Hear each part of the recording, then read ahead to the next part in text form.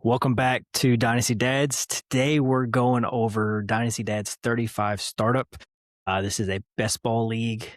But before that, let's talk some news. I don't have any news. Colin, I think you said you've got some news. I have one thing. The U.S. men's national soccer team looked like ass in the last game.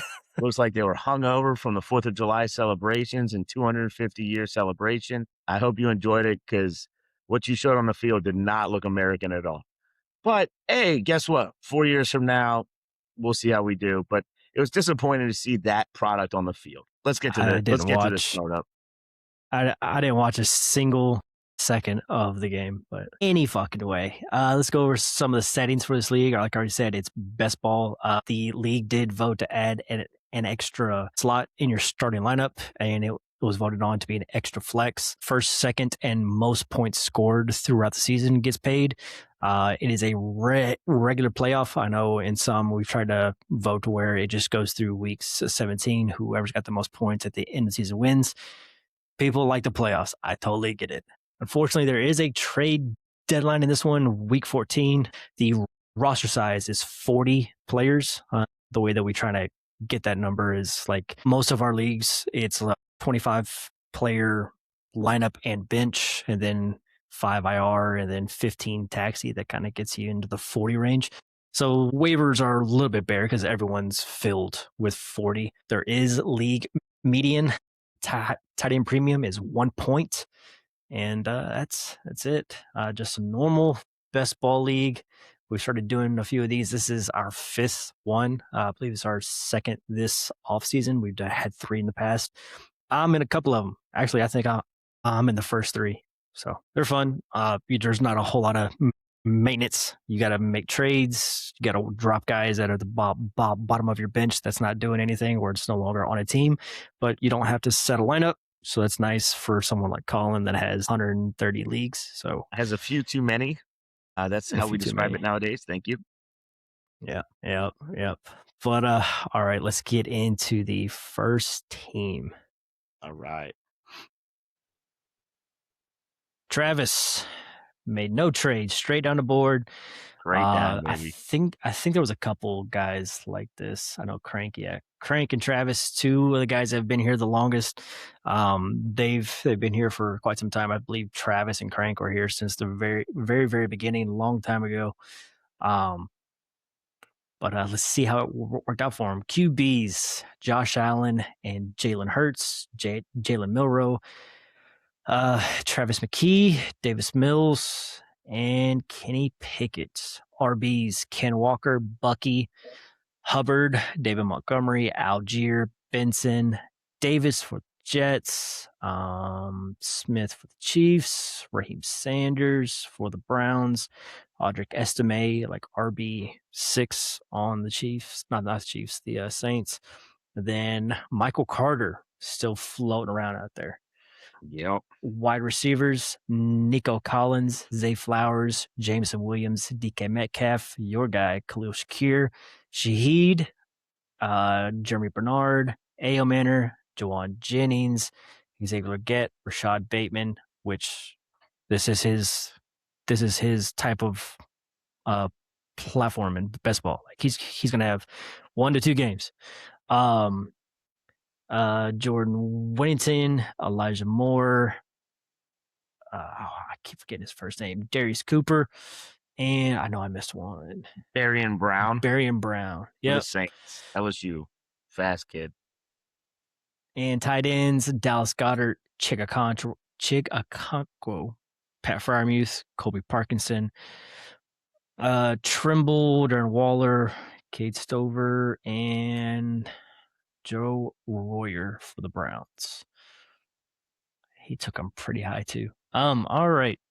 And for his picks, he did not make a single trade, so he's got all of his picks for 27, 28, and 29. Colin, how about you go first? All right. Let's start with the positive. My favorite picks are actually in kind of in the middle rounds, I guess you would say, at the 13-12 and the 14-1. He took Khalil Shakir. As you know, that is my boy. And he took Rashid Shaheed. And the reason I like both of them a lot is I think in best ball they pair quite well because the weeks that Shaheed goes 2 for 20, hopefully Shakir will have that nice floor and get, may or may not hit your lineup, be safe. And the weeks that Shaheed goes nuclear and goes, 110 and 2 touchdowns, Shakir will not be in your lineup. So it's a perfect pairing. And the way he got them, end of third, early fourth, end of the 13th, early 14th, I think is great value. I don't mind it. I don't mind it. I know you like Shakir for some reason. I don't think he's ever really done anything for fantasy, but here we are. But Not a day, speaking not a of dollar, someone, baby. speaking of someone that hasn't done a whole lot for fantasy, but it's a projection. My favorite pick was Chig. It's starting to look more and more like Brandon Ayuk is not going to be on the Commanders, and Chig is probably the second target in that offense, which is going to be led by Jay Daniels. So hopefully he can get back to that first year form, and if he does, we're anywhere close to it, then I think Chig is going to be a big part of that. Him and Terry. It's a very consolidated. You'll have a wide receiver 2 and 3 gets some weeks, but I think Chig and Terry are going to be the main targets. And the fact that you got Goddard and Chig, Chig would profile more to be like the volume guy as far as catches, and then Goddard's going to be the guy that scores touchdowns. So whichever one has a good week, he's going to make your lineup. So I like Chig there at the 12-1. Pick Yeah. I didn't like was DK at the 7-12. And he was taken ahead of Christian Watson, so that's part of it. But DK, for best ball, he might have 2 or 3 weeks where he catches a bomb touchdown. And if that is your ceiling for a 7th round pick, I just not a huge fan. I love DK. Like playing with him in Madden, he's a fucking dog. Like years ago, when he was with the Seahawks, just monster. But Aaron Rodgers can't push the ball down the field like he used to, and that's where DK wins. And with the addition of Pittman, I really think Pittman and Pat Freiermuth and Jalen Warren, the guys that are going to be closer to the line of scrimmage, are going to get a lot more targets and are going to be the focal point of the offense. DK is very, very expensive Alec Pierce at this point. So, Gotcha. I think DK could be a little more than that, but I agree that the 7-12 was a little early. The biggest thing is he's getting older. If you look just in the next round of the guys that went, Christian Watson. Well, that, of course, your boy, but just of everyone on that literally just the next round, it's like every one of them, which is the RJ Josh Harvey, Jacobs, whether you like it or not, Casey's Concepcion, Watson, Jacobs, Kincaid, Gadsden, Swift, Monangai, Tootin at the the 9-1. Like almost all those guys I think I'd rather have than DK right now. Especially he's your wide receiver 4. I get it. I'll jump into mine that I like the least, and that is Jameson Williams at the 6-1. It just feels early for me. I still don't know. It is best ball, which is his best form. He's going to have 4 weeks, but part of it to me is you got to have those weeks. If so, Goff will be an awesome pick sometime relatively around there too. You already got 2 QBs. Just for me, Williams, you're taking him ahead of guys that I feel could be the number 1 on their team. And that's what kind of bothers me. Like whether you like Marv or not, Jalen Waddle was there. Brian Thomas's upside, Higgins. It's just, I think they're going to be a little more consistent and have some of those big bomb weeks too. All right. Well, outside of having no QB3, his team strength really is the 2 QBs at the very, very top. His first 2 picks in Josh Allen and Hurts. I mean, those two guys are going to fill a lot of holes in your lineup. They can both, drop 30 or 40 points in a week. So they're going to hide some of the Jameson Williams and DK Metcalf down weeks. But as far as the team weakness, let's stay with QBs. It's just the depth. There's no other starter that you have. You do have the backup to Hurts, but the rest is like Jalen Milrow, that's a backup, and Mills, that's a backup, and Pickett, that's the second or third option for the Panthers, who might see some time.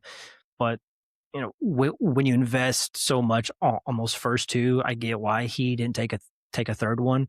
But like you were saying, with a JMO pick, like in that same round went Cam Ward, Shuck, and Mendoza.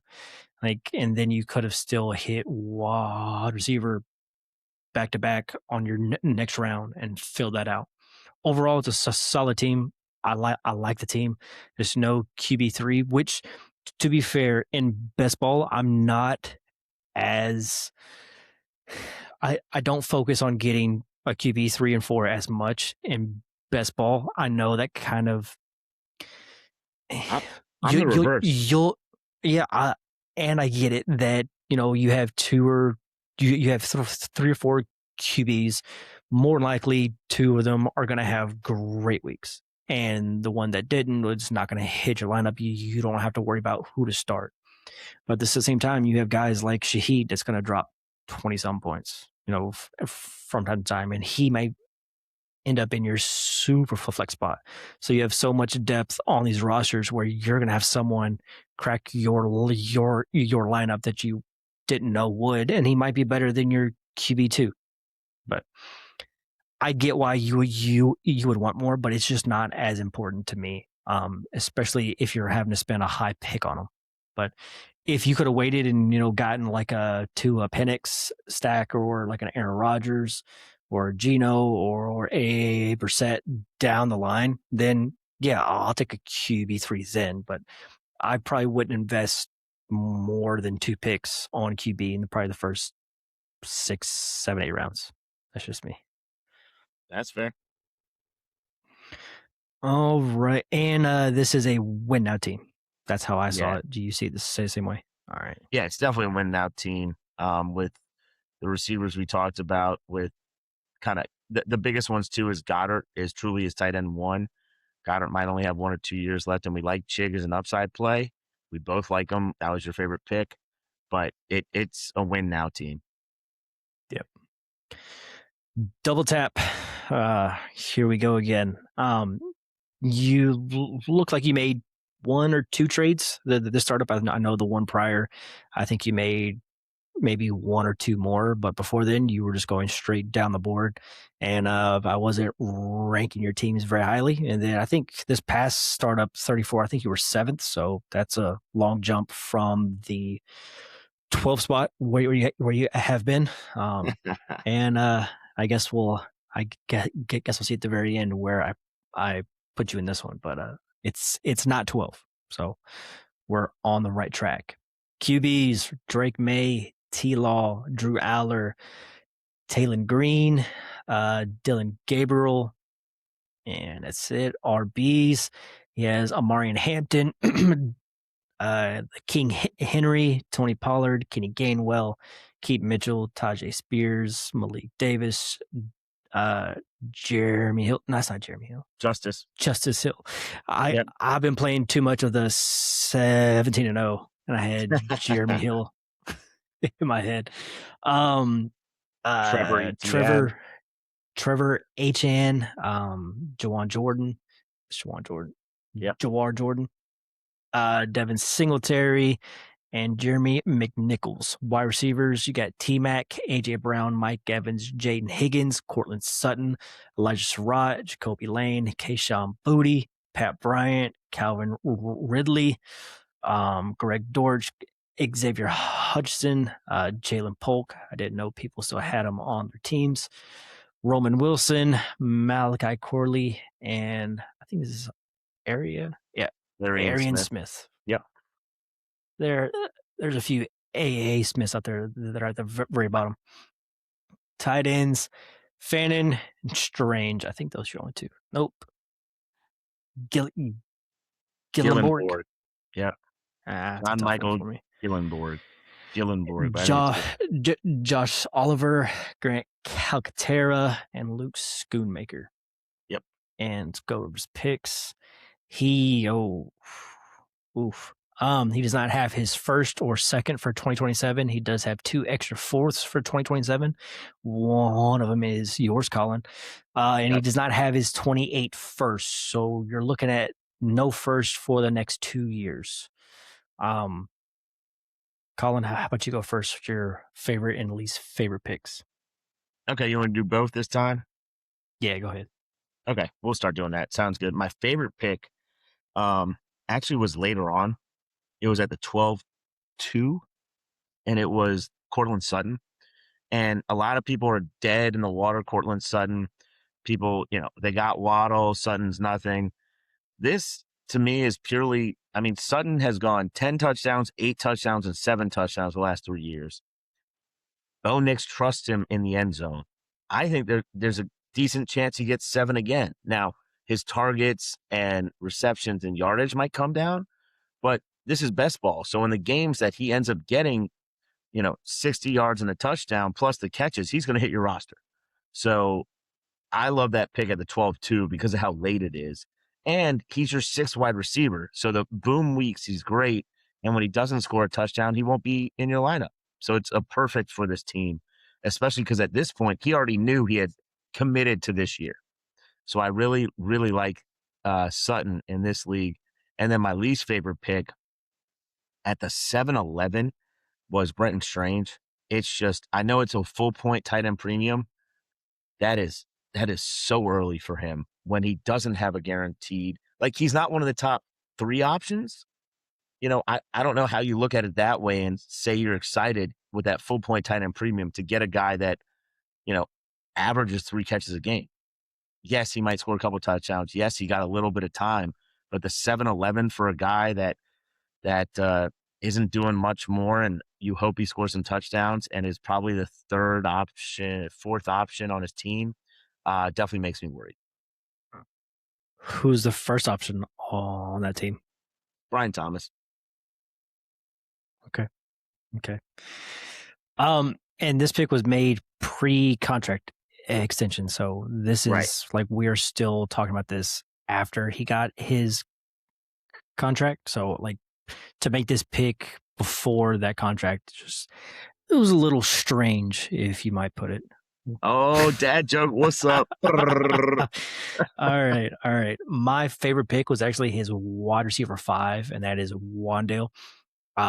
He's probably going to see a good amount of targets. Hopefully no more than Dobbs, just based off our bet that we have. But he's a very solid wide receiver. He's going to an offense where we should see a lot more production in the passing game with them adding in Tate. And then you have Cam Ward going into his second year. And I think Wandale, there's a good chance he leads the team in targets.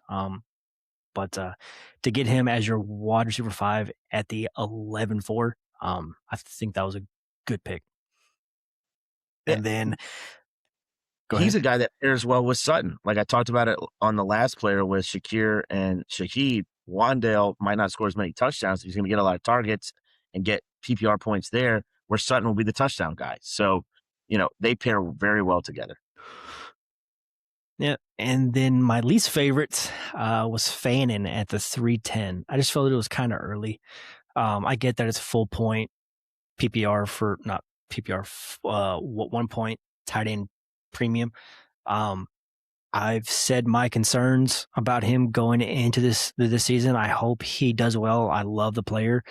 I just think at the 310, it's a bit early. I know that Warren and Loveland went super early in the second, but again, it's full point for tight ends.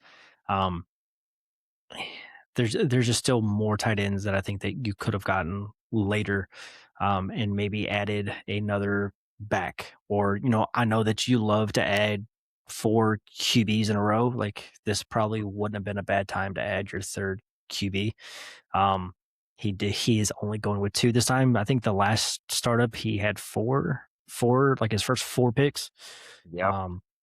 But maybe find that sweet spot between 2 and 5, like around 3. But Fannin, I know the first 2 went pretty early, and then you had Bowers and Trey McBride that went the first. Fannin, it's going to be a crowded offense, but there's a world where he sees the most targets in that offense, and I wouldn't be shocked. So Yeah. not horrible in full point for 4 tight ends, but like Kraft went in the very next round. So if you would have gotten like Nico Collins and then Kraft versus, well, you could have, it would have been Fannin and Brown or Kraft and Nico. Yeah. But not too bad. Team strength, I put QB studs. I'm a big fan of May and a big fan of T-Law. I think T-Law is going to continue his run that he had this past year. In front of Hurts, that might shock some people, but his QBs at the very top. Usually, when you go to QBs at the very top, that's going to be the strength of your team. And then team weakness, he doesn't have firsts for the next 2 years. So if players go down or he needs to fill some spots, or guys like Derrick Henry and Cortland Sutton and Mike Evans age out, which is probably going to be within the next year or 2, he's going to be fighting to get some more players that he can start. So, do you have this as a win now? Oh yeah, definitely. You trade all your first. I would hope so. And the team was, as soon as you trade all your first, and then you immediately jump into the AJ Brown, Derrick Henry, Mike Evans, Cortland Sutton, Tony Pollard realm. Yes, you are going for it now. And you probably got a year or 2 before got to tear it all down. Yep. So, but hey, I mean, you have May and Lawrence who are young quarterbacks. So if you do need to get to the, kind of strip it really down, you can do it. Yeah. Next team, my sleepers. I believe this is his second or third startup. I believe it's his second. So his picks, he went Jordan Love, Cam Ward at QB, Ty Simpson, JJ McCarthy, Tua, Penix, Kirk Cousins. So a run of 5 QBs. And then Jameis Winston, love it. Will Levis, Jared Stidham, Kyle Allen, Nick Mullins, and Zach Wilson. Half of his team's QBs. Yep. Backs, he has Genty and Travis Achan, Emmanuel Wilson, but then he got the handcuff to Genty and Mike Washington. He's got Jalen Wright, Alvin Kamara, Emar DeMarcado, Austin Eckler. I'm pretty sure he's done. Wide receivers, you got Rome, Marv, Casey Concepcion, Travis Hunter, Michael Wilson, Omar Cooper, Troy Franklin, Bryce Lance, Hollywood Brown, Yoshi Vosh, Deion Burks. I can't say his first name. Zacchaeus Olamud. I don't know. May. Yeah. Olame. Keenan Allen, John Mechie, and Nick Westbrook Akine. Tight ends, Tyler Warren, Evan Ingram, Noah Gray, and Zach Ertz. And for his picks, he's got an extra first for 2027. He does not have his third and fourth for 2027. He has 2 extra first for 2028. So he's got 3 firsts next year. So over the next 2 years, he's got 5 firsts. And then everything else is intact for 2028 and 2029. So a good amount of picks with some young players. This is a team that, might be pretty high on my list just because of the youth and the picks. But I'll go first this time. My favorite pick is Jordan Love. No reason whatsoever outside of he's probably the best player drafted in this startups, and you got him at the 4-3, so it's pretty good. Now it's to wait until the fourth round to get a QB that is very efficient on a per play basis, which he's gotten better every single year. I don't think we've seen the best yet of Jordan Love. And to get your first QB in the fourth round when the past two teams went with their first two picks at QB, you zigged while everyone else was going with QBs, at least on your side of the board. My least favorite pick was JJ McCarthy, and you could really pick any of the other QBs after the first two, and just say you took too many, because it does hurt your overall depth for your wide receivers, tight ends, and backs. As you can see, he's really only got one tight end. I know Evan Ingram, he's technically the starter for the Broncos, but I don't think anyone's really expecting a whole lot. You're missing some depth at back, outside of Genty and Achan. So maybe don't take 5 QBs and maybe take, I don't know, 2 or 3 here in this range, and it's fine. You could have just went with the Tua and Michael Penix stack, and you would have had your third QB for your team. But he did go with youth with Ty Simpson and JJ McCarthy, who I don't know if he's going to go on like the career arc of like Sam Darnold or, whichever QB that flamed out and then got a second and third chance. But you're sitting there probably 3-4 years away from that, which it does kind of fit this build. But at the 13-10, I just think you could have went somewhere else. But yeah, too many QBs for me, but to each their own. Yeah, I'll start on the positive. My favorite pick for him was actually 11-10. You got Omar Cooper, and people may not be that high on him. He's probably the wide receiver 2 on his team, but he's still a first round taken wide receiver, and you get him in a dynasty startup at the 11-10 is just real good value to me. And for the rest of your players, he's your 1-2, he's your 6 wide receiver as well, which I like, having Rome, Marv, another. Oh, so you did count Travis Hunter as a wide receiver just there? Just because he's listed as that, when it goes in my favor, I will, of course. Why would I do it any different? Gotcha. And Michael Wilson. So I just think that is very late for a first round receiver on a rookie draft, which means he's young. The pick I hated, and I wrote it down on the sheet, is already have Love and Ward. Why so many extra QBs? We'll have to make trades. And then the other thing I didn't really like was after Warren and a full tight end premium, 1 point tight end premium, you don't have another tight end. So, if he has a couple bad weeks, you might get a dud in that area. So it feels like instead of taking 5 of these quarterbacks in a row, if you would have taken 2 and 2 tight ends, I think your team would have been more balanced, because going into next year, when you have all these extra picks, you're already kind of locked into, I need to take at least 1 or 2 tight ends. And I try not to be locked into that phase. Yeah, I think that's fair. It's especially with it being the best ball, like everyone's best tight end is going to be started every week. And if Warren has a down week, you really don't have anything else to fall back on. The team strength I put down is just youth and the future picks that he has. It's a very young team, and he's got a lot of assets going into 27-28. I don't think this team is going to try to contend this year. It's a rebuild, and he's set up pretty well that way. He didn't take one that was super old. Outside of I guess Tua and Cousins, but those are more probably just trade bait. For at some point, pair them together if you need, and get rid of them and give them to a team that could really use at least the starter in Atlanta, right? Then with Kirk Cousins and try and make some kind of deal, giving him to the Mendoza owner, whoever that is, and say, hey, here's Kirk that'll start the first 4 weeks. This should help you in, with depth. So. Yeah, for sure.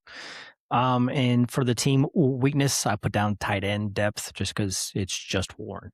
But other than that, I I like this the startup. I think you're set up well going into 2027 and 2028.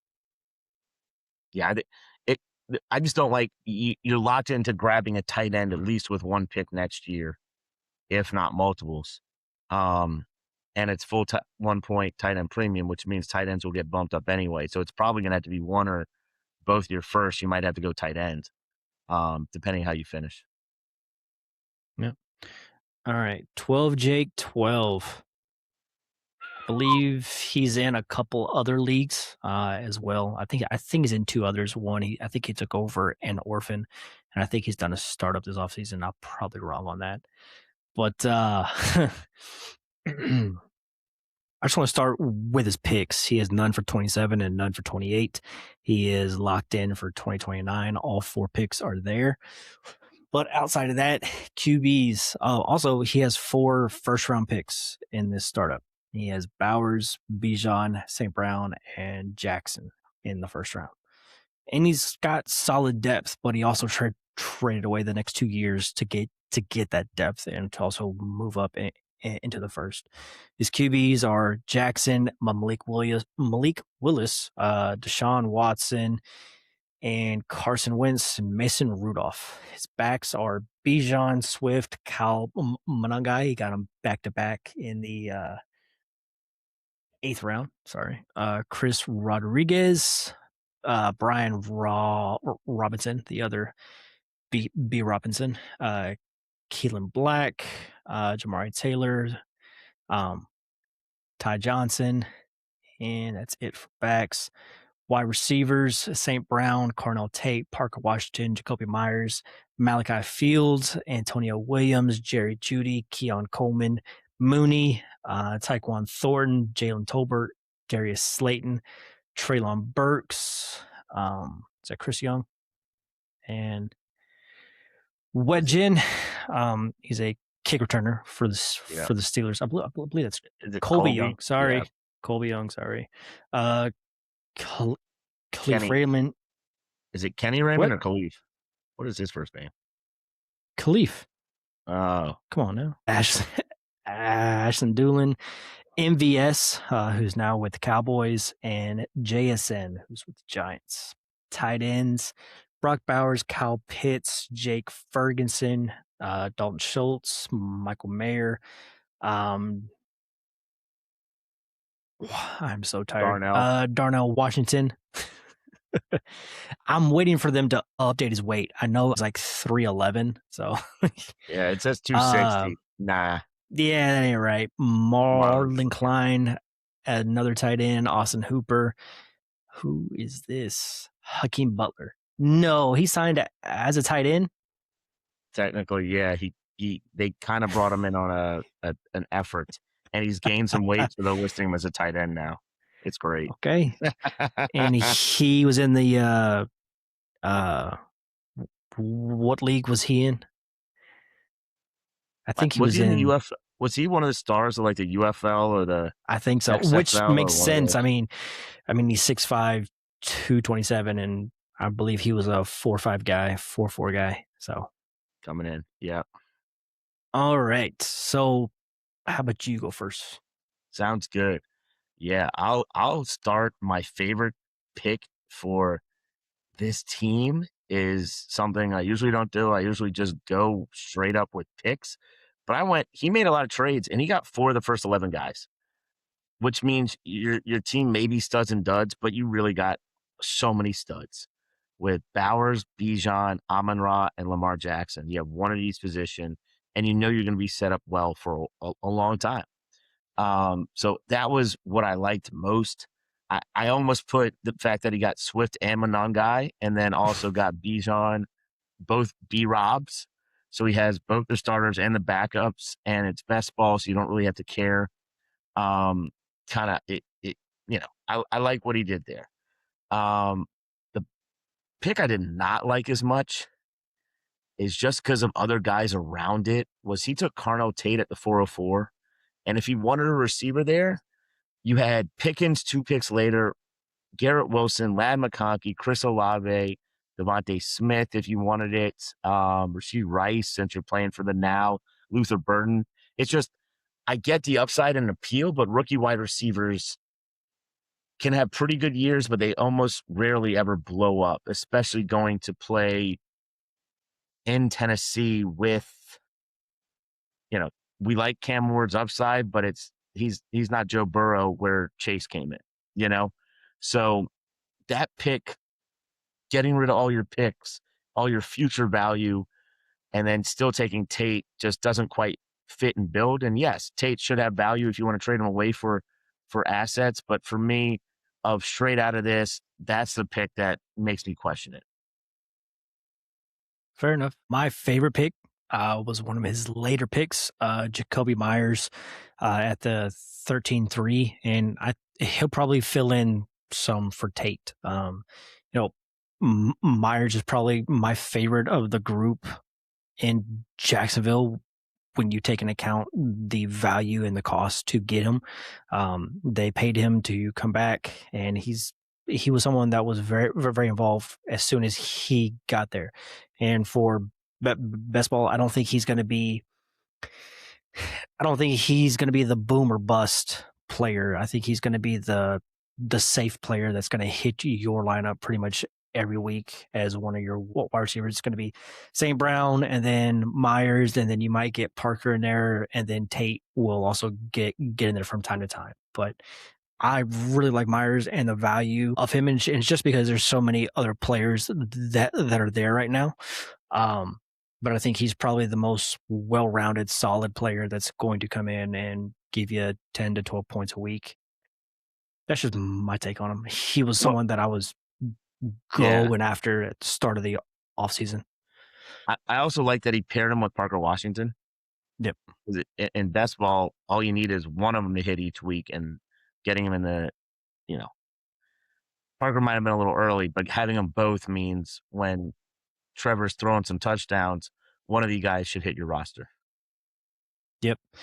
And the pick that I didn't like was Jake Ferguson, because he passed up the opportunity to go get the wide receiver one for the Jags and Travis Hunter. Like it was the very next pick.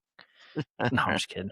No, at that point you already had two tight ends. You didn't have a whole lot of wide receivers. I think with that pick, you probably should have gone with another position than tight end. I get that it's the full point bump, but Ferguson hasn't been great since Pickens got there, and you need one of Lamb or Pickens to not play for Ferguson to really do anything, and for him to be a ninth round pick. When you already have so much invested in tight end and Bowers and Pitts, like you're pretty thin at wide receiver, and you can start 3 of them up to 6 in this format. But for Ferguson will definitely be one of your flexes. It's just, does he score a touchdown that week or not? So yeah. No, I get it. I know I've liked Ferguson and all the startups. I don't have him in any leagues because he has moved up the board a lot in startups.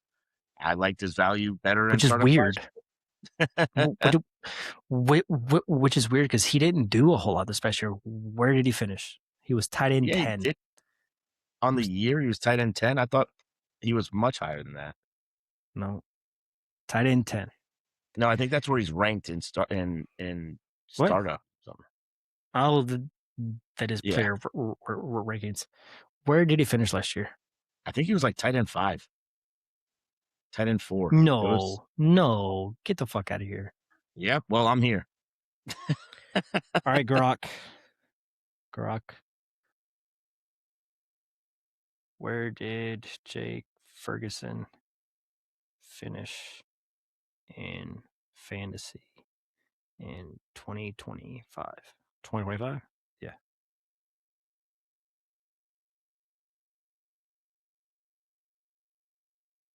So you're saying you think it's 4 or 5, right? I think it was 5. He was tight end 8, and that's in half PPR. So I mean, it's the same for all tight ends. But he had 82 catches for 600 yards and 8 touchdowns. So in full point, yeah, 82 catches is a lot. What about full point per reception. Because 82 receptions is a lot.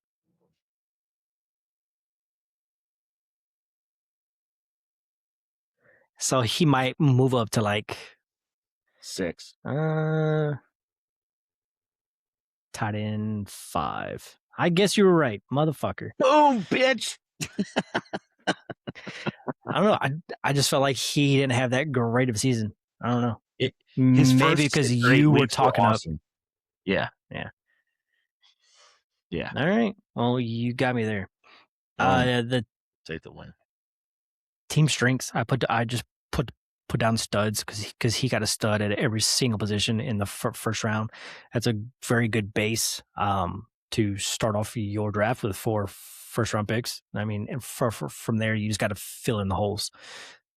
Team weakness. I put no future picks for the next 2 years. And honestly, if you look at it, he has no future picks. He's got the studs, but he doesn't have depth at quarterback, running back, wide receiver, somewhat receiver, somewhat the rookies there, but he doesn't have the running back depth. What if Chicago has a pretty good year and then drafts a running back next year? I mean, his team's then in trouble, right? Right. Chris Rodriguez might be nothing, which means he doesn't really even have a third running back, so it is studly on paper. It looks awesome. And if you look at that full roster, if it was set a lineup would be great, but in best ball, there's not as much depth, especially, I mean, Willis is his QB2 every week, right? Or it's going to be Watson if he's the starter. If he's the starter. Yeah, I'm just saying the depth is also there too. So no picks and no depth, but a lot of studs. Like he'll have weeks that he could outscore the entire league by 40 points, where it just happens that way. Yeah. All right. Next guy, we have RTD 1326. I believe this is his first startup with us. QBs are going to be, it looks like he made one trade. Yeah. He got like an extra traded back. Yeah, and he traded back and got 2/3 on top of it. So he traded a round back and got 2/3 on top of it. In the middle. His QBs are Goff, Stafford, Bryce Young, A-Rich, Cole Payton, Riley Leonard, Trey Lance.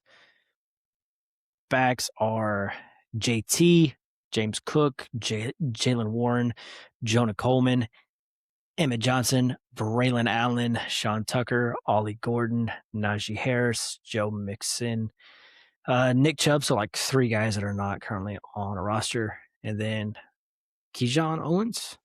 No clue who that is. Didn't watch any tape on him. But wide receivers at the very top, Jamar Chase, Justin Jefferson, Terry McLaurin, Michael Pittman, Jalen Coker, Zachariah Branch, Brandon Ayuk, who I don't think is going to play again. Demario Douglas. Yep, I don't know why I'm fucking blanking. I'm tired of shit. Charles Tillman. No, not Charles Tillman. Cedric Tillman. See, I told you I'm fucking wore out. Calvin Austin, Virgil Walker, Bo Melton, Wester, and I know this guy's name, Dane Key. Okay. Whoever that is. Yeah. Tight ends, Sam Laporta, TJ Hawkinson, Elijah Arroyo, Ben Sinnott, Sam Roush, Traore. That's probably Traore. Yeah. Yep. I knew it was wrong. And then as far as picks, he's got all of his picks and he's got 2 extra thirds in 2027. All of 2028 and 2029 are intact. I'll go first here. My favorite pick was Braylon Allen in the 17th round. To me, he's just someone that, if something happens to Brees, like you easily have a very high floor back for the Jets, who's probably going to get most of the work. And I was a huge fan of him when he was coming out of college, and he's still only 22 years old. He's a huge back. And for him to be your 1, 2, 3, 4, 5th, 6th back, maybe 7th, because of Sean Tucker. You know, he's one of those guys that if something happens to Brees, which something has happened to him before, even though he just got paid, Braylon Allen is going to be someone that has a high floor. Also, he's probably going to be very involved as the backup. Colin, I just lost connection. Fuck.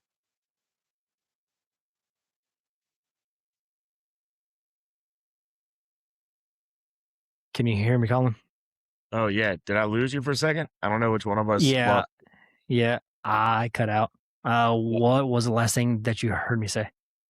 Uh, you were literally just starting on why you love Braylon Allen and how awesome he is, and for how good with all these other running backs. And then I think you were about to move over to the pick you like least. Okay. Well, I should be able to just cut in what I was saying because I'm sure it's going to save to mine, so it's fine. I'll just move on to the pick that I didn't like.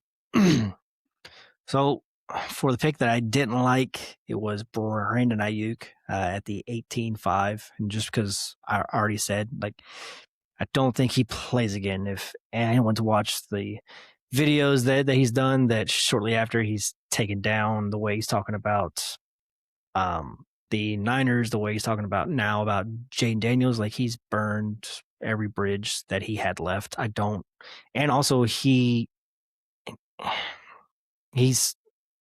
he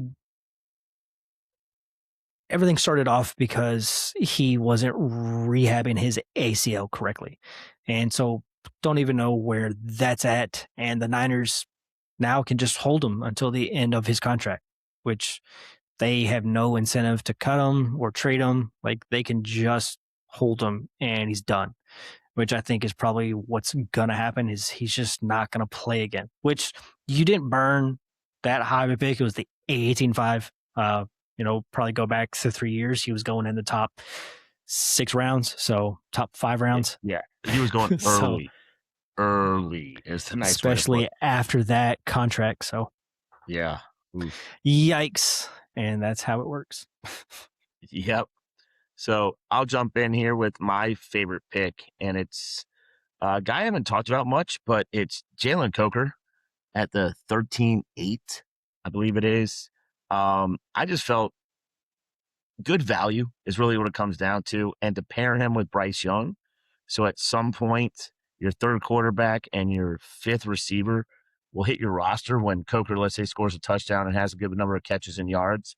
I think is a nice value there. I know he's gaining a little steam based on other players. I'm still not the biggest Bryce Young fan, but I like what Coker is bringing, and he's getting a lot of camp hype as definitely being the number 2 receiver there. The one I did not like at all is Sam Laporta at the 7-3. In this format with one full tight end premium, again, that we keep bringing up, Laporta's biggest advantage is the touchdown to the opportunity there. Not necessarily he's going to catch a lot of passes. We just talked about Jake Ferguson. Jake Ferguson has been, I think, out catching Laporta last year by like 20 catches. So I know he got hurt, and the back injury is another thing to worry about. I would be okay with it if he took another tight end at some point relatively early also. But getting TJ Hawkinson as your second tight end means you don't have a second tight end. So for me, it's a big, somewhat worry, but also can be a hole when Laporta doesn't score touchdowns to be a kind of a dud in your tight end position, and no others that can hit your flex spots because it is full point tight end premium. Yeah.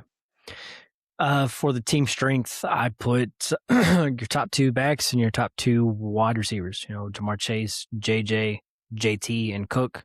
It's a very good, solid foundation. And then to follow that up with 3 QBs that, that rotation, most week it's going to be Goff and Stafford, but bye weeks and Bryce throwing a touchdown probably twice a year to Coker, he'll eventually hit your lineup.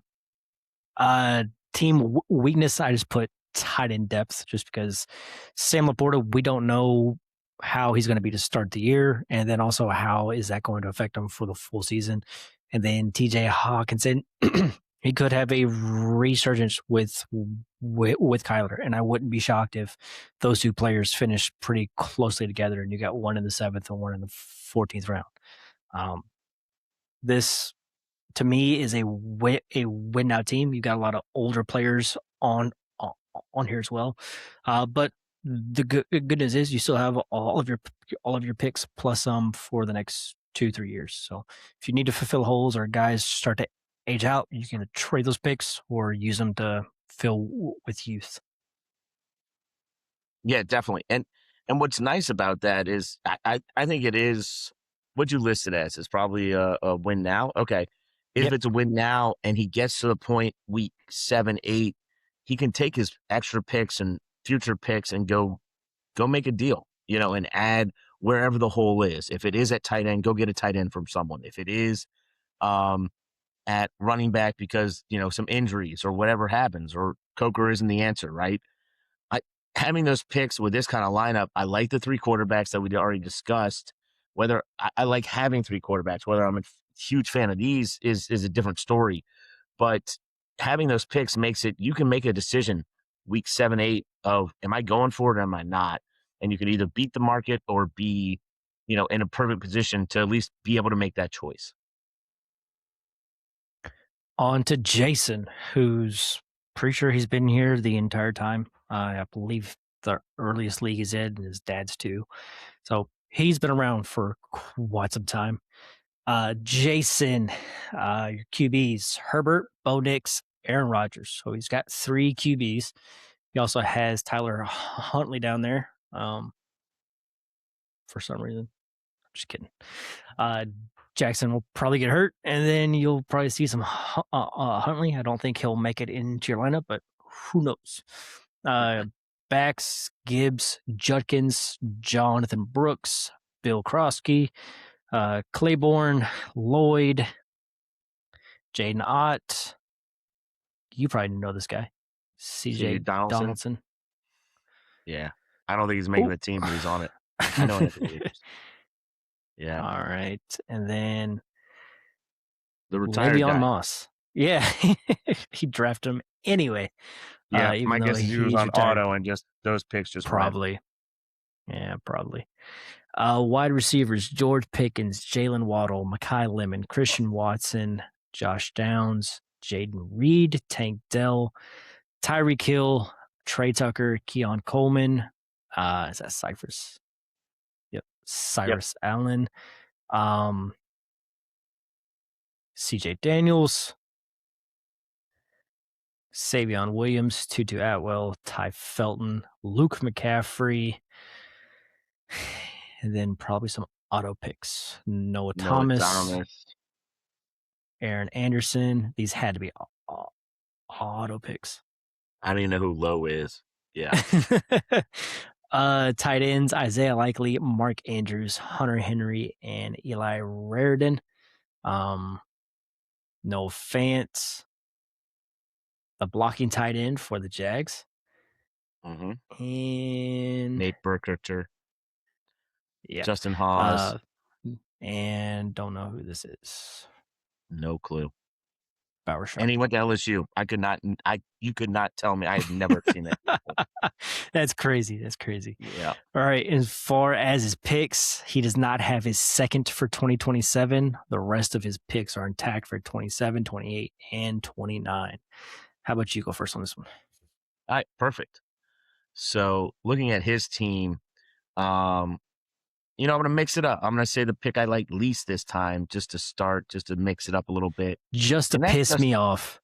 You got it, baby. And that is Justin Herbert at the 2-7. I think he's great quarterback, great player.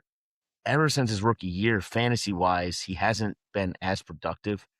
I think this is the year and have a good year.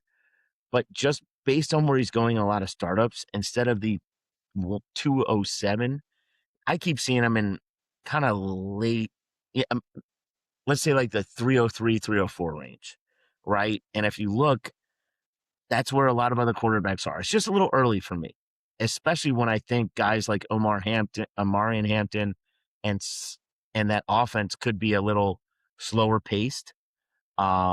Traditionally, McDaniels has been a slower paced offensive coordinator. So for this year, it just feels a little early. Is it still great to have a stud like Herbert on the team? Yes. I just don't know if the upside is really as high as the 207. What if I told you he went sooner than the 207 and Dad's 34? Yeah, it makes me cry. He went at the 206. Oh, Jesus.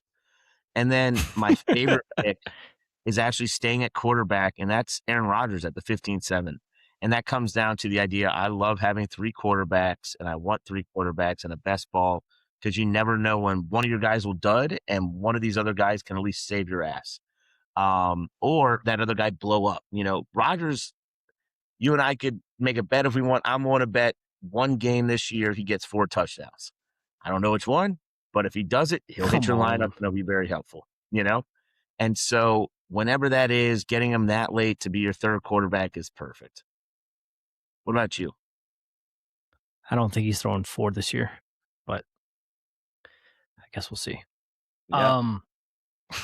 And then in Dad's 33, he did go at the 304. So There we go. My favorite pick, it was actually 2 picks. It was the handcuff tight end pick for Hunter Henry, and it was Raridan. Getting both those guys, I believe this is Hunter Henry's last year. And then you have the backup that's probably going to take his place next year. So I like going back to back with those 2 picks. Hunter Henry will be your starter, not your starter, but he will be their starter this year, and then you have another tight end just waiting to take his spot. And they do like to use multiple tight ends, so not saying that he won't outscore Henry at least in 1 or 2 games this year, but Henry is gonna be the main guy, and then to get his backup going into the next year, I like that. My least favorite pick was Brooks at the 10-6. I know I talked about him on the last startup episode as well. I just don't think it's going to happen. I mean, there's so much hype and talk about him right now. I just don't think it's going to happen. Hey, that's just me. I'm telling you, the next 2 startups that you have coming out pretty soon, I'm going to bet Brooks goes at least a round ahead of this, if not 2. I just think the steam and smoke is there, even though there's a lot of other options and they haven't blown their knee out twice in 2 years. I would probably rather have RJ Harvey. And well, that's saying a lot because I hate him. So you are not a Harvey guy, and that is something. That actually is wow. Yeah. Okay. I mean, that's very interesting. I'm with you though. I love the tight ends he got late. Likely Andrews, Hunter, Henry, and Raridan. I think it's a great, core that I truly think one will hit the lineup and maybe another one could even be in the flex almost every week. Yep, and the team strength for this one, I put QB studs and then a wide receiver depth. He does have a good amount of wide receivers. He's got George, Waddle, Kyle Lemon, Watson, Downs, Reed, and Tank Dell. If you think he's going to do anything, probably not. But and then for the team weakness, I put RB depth, just because I don't believe in Brooks. But you have Gibbs and Quinshawn, and then Bill. Does he even have the starting job to start the year? Or if he does, I don't think he ends the year with the starting job. So, yep. Fair. And for me, this is a win now roster. Are you on the same page? Yeah, and he's only missing his second, right? You said that? He's only missing his second next year, so he still has some picks. But I agree. I think it's a win now, especially with the guys like that we talked about, Christian Watson, Mark Andrews, Jaden Reed. Not necessarily old or super old, but Rodgers being your third QB is a win now team. All right, let's go over to Crankbait. Crankbait's been here since the beginning. He's in Dad's 1. That's the oldest league that he's in. QBs, Purdy, Mendoza, Danny Dimes, Carson Beck, Cade Klubnik, Joe Milton, who is my most roster player in Dynasty. Don't ask me why. Probably because he's free. He's free and he's got a huge arm. That's about it. Backs Travion Henderson, Jadarian Price, RJ Harvey, Zach Charbonnet, Caleb Johnson, Adam Randall, Jerome Ford, Kendra Miller, and Tyler Goodson. Wide receivers, Malik Neighbors, Garrett Wilson, Jordan Addison, Ricky Pearsall, Jalen McMillan, Trey Harris, Ted Hurst, Chimray DK, Marvin Mims, Christian Kirk, Chisholm, Keandre Lambert Smith, Stills. I didn't even know he was still playing. David Sills. That had to be a auto pick. Demarcus Robinson, Walker, Jake Bobo, and Xavier Restrepo. I almost put him as my favorite pick. Just look how far he's fallen, huh? I'm pretty sure he was in the same spot last year, so there's no place to go but up. Yeah. But tight ends: Trey McBride, Theo Johnson, Mason Taylor, Jatavian Sanders, Luke Musgrave, Daniel Bellinger, Charlie Kohler, and Davis Allen. His picks, he has all of his picks because he made no trades. He went straight down the board. Pretty easy to straight down, no picks at all. That off. Yeah. Two of the oldest guys in these leagues didn't do a damn thing. I'll go first. Actually, these were your picks. I'll let you talk about the favorite picks because I've got the same two. I'm pretty sure it's for the same reason. The pick I hate was Daniel Jones because this is a rebuilding team, and I get you want a third QB. I just don't know if I would have taken Danny Dimes in the 8th when, if you look around, like this would have been the type of team where I would have said it's okay to take a shot on a Rondé Gasson, especially because he's a Chargers fan. Like that would make sense. QJ, he's also, a fan of the Chargers, Stowers, even, I just taking a third QB that's older, that's coming off an injury for a team that I see as one that's rebuilding. I would have liked to see him trade back more, get some more picks for next year. Because I think this team is playing for it next year, especially when you have like Neighbors and Henderson and Price, like all these young guys that don't project to do a whole lot this year, and you spent high picks on them. I would have just rather went somewhere else than Daniel Jones. I get it. Makes sense. We've talked about Daniel Jones a lot. I like him, but for a contender, which this is not. Yeah. So I will start. I'll go with the pick I hated, and I didn't even put a pick. It was with the play for the future draft. Just look at all the running backs we talked about. I mean, let's just go through the first few picks.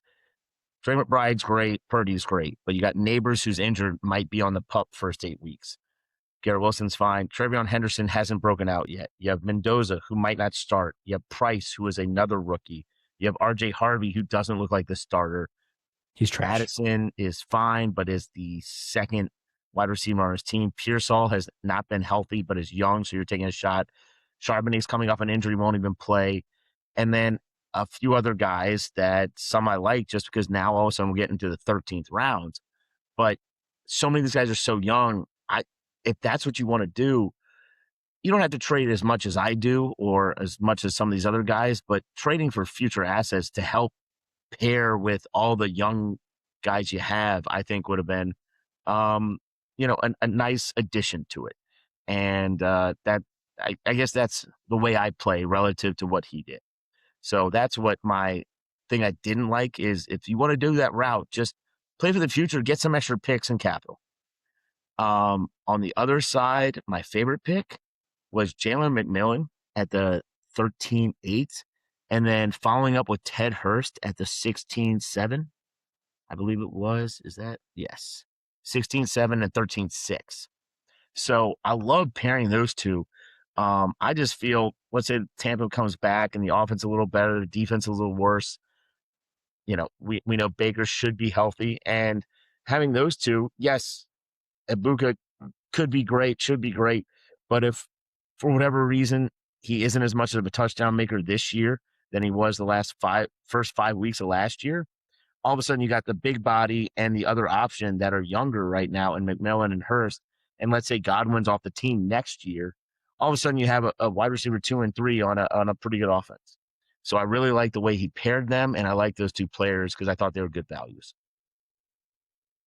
Yep. Overall, when you go straight down the board and you're trying to play for the future and you don't make any trades, it's hard to accumulate value to push into the following year. So the way that he did it was he just bet on youth, which is what I put down as his team strength. It's a fairly young team. There's a couple guys in there that are old, like Daniel Jones, and I think that's about it. Other than that, You could argue McBride, but I'm not going to. what is he, 27? Yeah. 26 still. So Jesus. I thought it would be 27 for the year starts, but it probably. That. Who cares?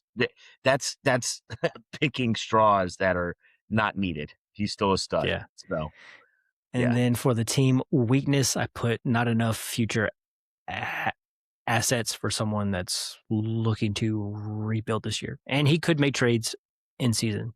So there's still a whole lot of football left between now and next year's draft. And once we get into the season, those picks will become less valuable to teams that are trying to win now. But at the same time, those picks are going to be not as early as if you could have gotten some in the startup where it's a dart throw if they're going to be high or not. So, yep. All right, going on to the next one. Guess who? 145. This is his first startup with us. QBs: Caleb Williams, Patrick Mahomes, Mac Jones, Tyson Bagent. Yeah, I said that right. Yeah. My mind right now is melted. Garrett Nussmeier, Tyrod Taylor, sorry. Tommy DeVito, and Pavia. Backs are Josh Jacobs, Marks, Tracy, Aaron Jones, Sampson, James, Heidenreich. I'll go for it this time. Seth McGowan. Is that J.M. Miller? There's J.M. Miller. And David Martinez. Damian, but close enough. I tried, damn it.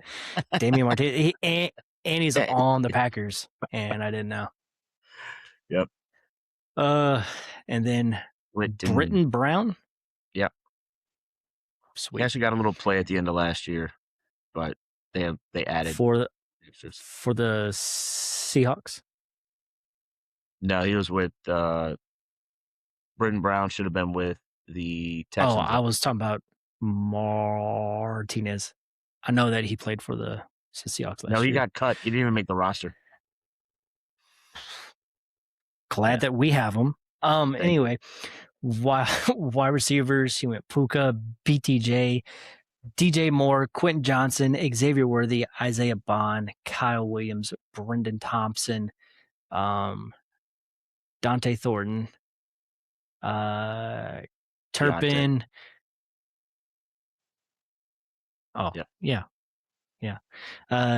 Horn, and I don't know who this is. Oh, yeah, I do. Emmanuel Henderson. I don't know who that is. What? I don't know who that is. Colson Loveland and Kraft tight end. He also has Stowers, Max Clare. Not even going to try to say that one or that one. Elijah Cuevas, Elijah Higgins. Is that Daquan Wright? Daquan Wright. All right. As far as picks, he doesn't have his first, second, or third for 2027. He doesn't have his 28 second. Everything else is intact. So he's got his first for 2028 and his 27 fourth, and then all of his 2029s. My favorite pick, I'm just going to throw it out there, QJ. I've talked way too much about QJ this all season. We need to do something before the season where we just pick like 3 or 4 guys that we are the highest on, and then just revisit it after the season. Because QJ is going to be on that list for me. Love the player.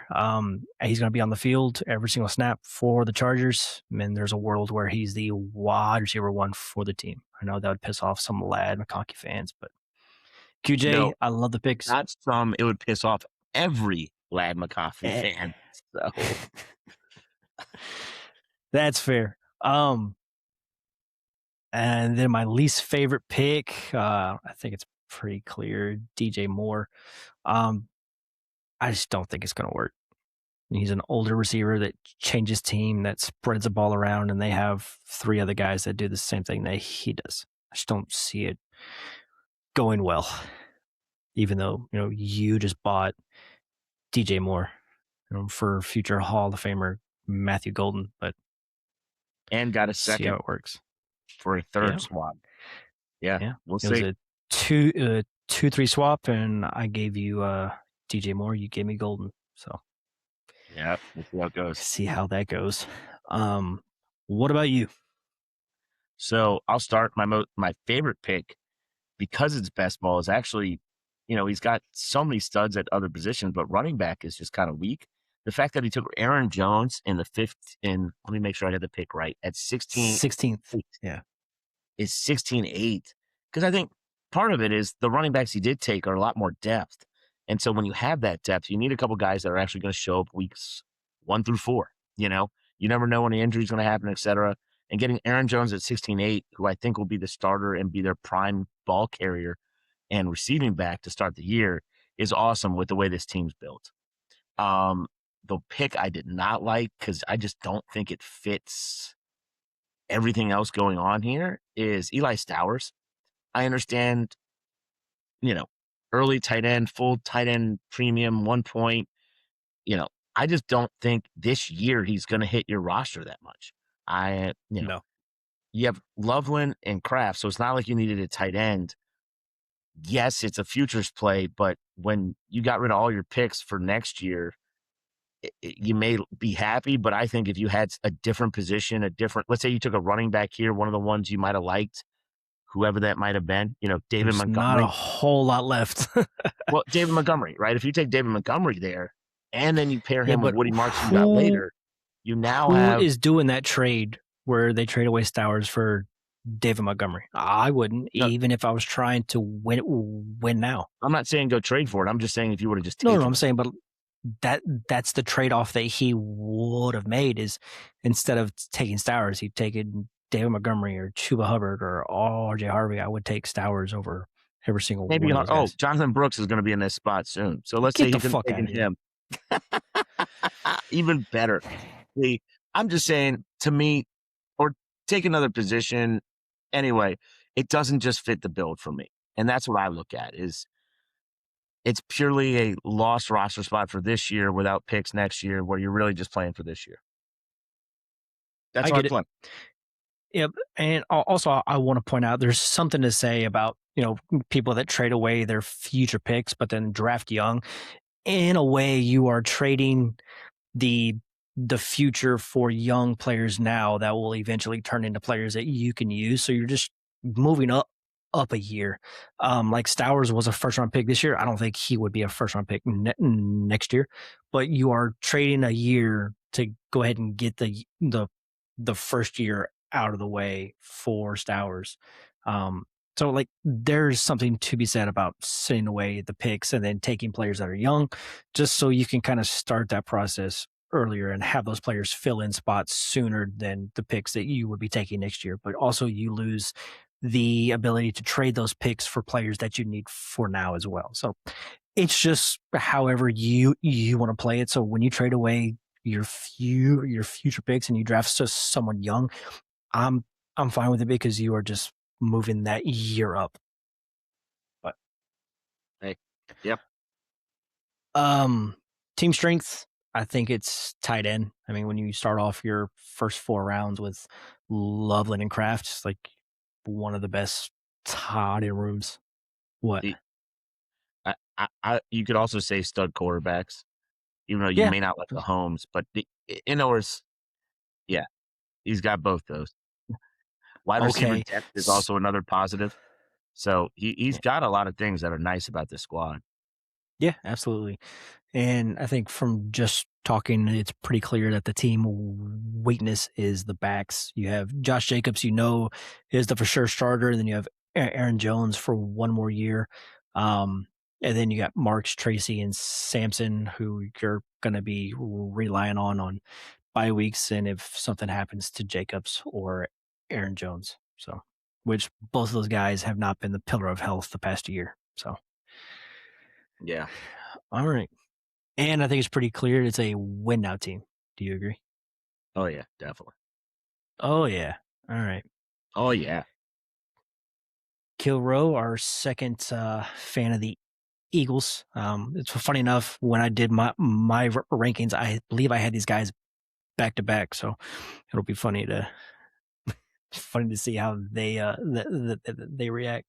But he's been in the leagues now for, I want to say this is going on his second year, maybe his third year. But QBs for him is Dak and Sam Darnold. Actually, I think a while back I said that Dak is a better QB than Hurts, and I think he was one of the ones that like chimed in on it. And then here he is, he took Dak. But any fucking ways, Dak and Sam Darnold are his QBs. Justin Fields, Marcus Mariota, Quentin Ewers, Will Howard, and Sam Howell. Backs are Saquon, Kyron Williams, Ramondre, Rashad White, Tank Bigsby for the handcuff to Saquon, LaQuinton Allen. Did I get it right this time? LeQuint. Yep. LaQuint Allen.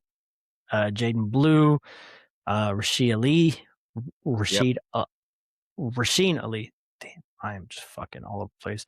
Will Shipley, Isaiah Garendo, wide It's Isaac, receivers, but what's a letter among friends? God damn. Someone fucking shoot me. JSN, Lad McConkey, Rasheed Rice, Burden, T. Higgins, Devontae Adams, Jalen Naylor, Jalen Noel, Dontavian Wicks, Tez Johnson, Jahan Dotson, Jeff Caldwell, Mumpfield, Josh Palmer. I didn't even know he was still playing. And he's Dude, on, he signed like a on the 3-year Bills. deal. He signed like a 3-year deal with them. It's ridiculous. Joshua Palmer did? Yeah, No when way. he signed with them, I'll look up his contract. You keep going through the players. That's Yeah. what I'm saying. Oh, yeah. Like there's a bunch of guys in that room that all do close to the same thing. Cowing, Chase Roberts, and Trey Palmer. Tight ends, Dalton Kincaid, Jawan Johnson, David Njoku, Greg Dulcich, one of our favorites, Jonnu Smith, and who is this? DJ Rogers, TCU. As far as his picks, go ahead. Go through the picks. He's got an extra first for 2027. He's got his own second. He's got an extra third.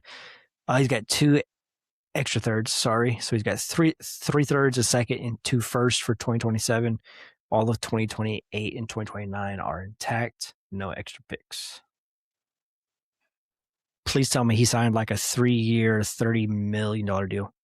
If you pulled it up, then you nailed it. Yes, he signed a 3-year. Oh shit, really? Yeah, last year. So this is the middle of his second year with $10 million a year. He's getting it. Yeah, I mean, Palmer's getting paid some money for doing whatever it is he does. But yeah, you want me to start? Yeah, go ahead. Got it.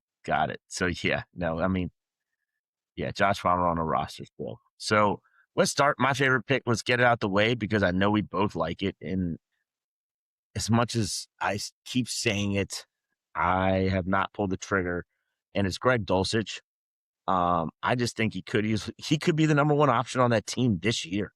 He's still pretty young too, so it's not like he disappears. But if you're looking for options this year, Dulcich is great, especially in a one full point tight end premium. Love it. I think He's free. He's free. he's very free, 18th round. And then on the flip side, another tight end I did not like, and it's Dalton Kincaid going at the 8-9. It's just, to me, he is not on the field enough to be super excited in a full point tight end premium. You're not getting the benefit. You are getting a great offense with great shots, but when he's on the field, he's the 3 or 4 catch guy that gives you some touchdowns here and there.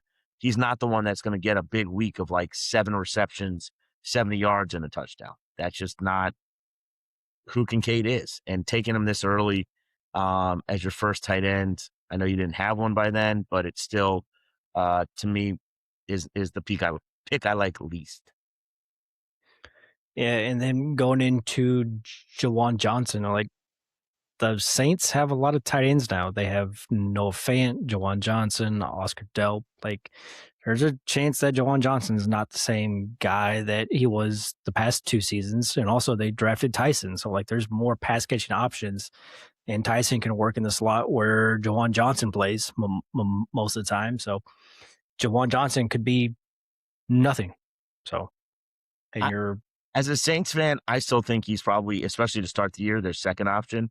And as Tyson gets warmed up and actually is healthy, let's say, I still think Jawan's their third option after Tyson is there. So I'm not too worried about him. But the real question is, but beyond this year, is Johnson anything? No, I don't think so.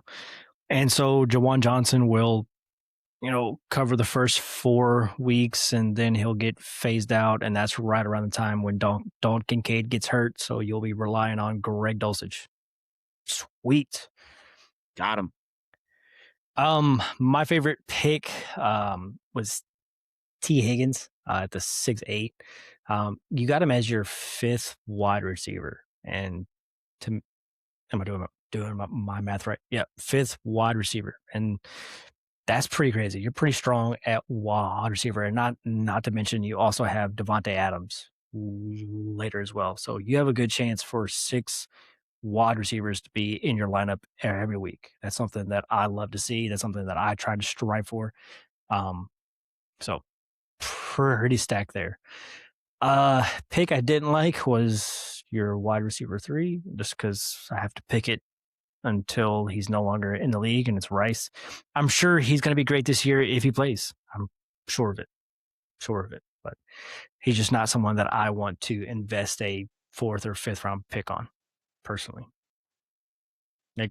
Like if you had taken another back like Quinshon or Henderson and still gotten the other 5 wide receivers, I'd be much more happy. Like if you would have gotten Henderson and Stevenson, you got all the points for that backfield. So, yep, I get it. I'm a believer in Rice, especially when he falls to the 5th round, because he could be the wide receiver 1 almost any week. And he doesn't have a contract going into next year, and the team said that it's not a priority. So if he goes somewhere else, like, I think his value plummets, and that's not someone I want to invest in the 4th and 5th round, personally. Team strength, I think we've talked about it. It's the wide receiver group. Team weakness is tight end, just because Kincaid, Johnson, Greg Dulcich might be your top scoring tight end this year, which would be awesome. But not when you spent a 8th round pick on Dalton Kincaid and you got Greg Dulcich 10 rounds later. So, yep. What I like about this team is it's a win now team, and he also has an extra first next year plus his own first, and he's got other picks as well. So he's got a good team to contend, but he also has future value and also ammunition if he needs to fill some holes this year. So Good team. Yeah. All right, Lauren.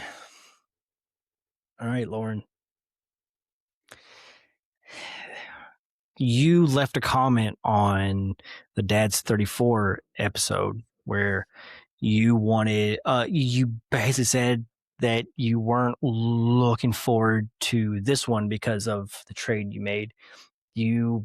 So you drafted Jackson and in the first, Lamar Jackson, and then you traded him away for two other starter picks. There was also some later round swaps involved as well, but the bulk of the trade was Jackson for Tyler Shuck and Kenyon Sadiq. How we feel about that? Not the biggest fan, especially in a startup when you're moving down just for two players like that. That is, I get it. You get excited when players might be on the board in the 4th, 5th, 6th, 7th round, and you see a bunch of names. You're like, oh man, I would just love 4 of these guys. But the studs are the studs for a reason. So, Yeah. The advice would be just hold tight, ride it out, don't make the trade, and keep your stud. Get the depth in season when you need it in season. Keep the stud. Yeah. Well, since she doesn't have Jackson no more, her QBs are Tyler Shuck and Shador Sanders going into the season. Spencer Rattler and oh my goodness, Joe Fagnano. No comment. Oh, you nailed it. Wide receivers. Actually, let's go back. Chase Brown, Javonte Williams, Rico Dowdle, Blake Corum, Jordan Mason, Vidal, Chris Brooks, DJ Giddens. Who's this? Doesn't matter. He's not on a team. Yeah. Jamal Hayes. Come on, you motherfucker. Jaleel McLaughlin and Devon Boops. Wide receivers, C.D. Lamb, Drake London, Emeka Egbuka, Jordan Tyson, Alec Pierce, Matthew Golden, Skylar Bell, Flournoy, is that Zach Thomas? Xavier Thomas. Wow, I am Thomas, dialed in throwback. tonight. What's up, baby? Yeah, I'm pretty sure if you put those two players side by side, one could eat the other. But yes. Devon Vele, Jacoby Lane. That is not Jacoby Lane. Jalen Lane. Kendrick Bourne, Mac Hollins, Theo Wees. You missed Cameron. Eric Rivers and Josh Cameron. Tight ends, Kenyon Sadiq, Aronde Gadsden, Mike Gesicki, a blocking tight end for the Dolphins. Kasmarek. There you go. Michael Trigg. I'm sure you were upset that he got taken right in front of you. But then again, you got Taj Brooks next, so you probably weren't. Dude, no. Breakfast shirts.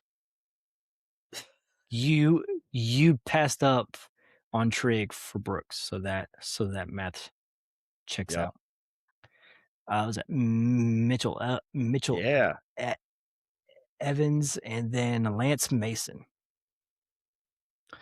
And for picks, she does not have a 27 first, second, third. She has her 27 fourth. In 28, she does not have a first or second. She has her third and fourth, and 29 is intact. So no first or second for the next 2 years. She's got a third and 2/4 over the next 2 years.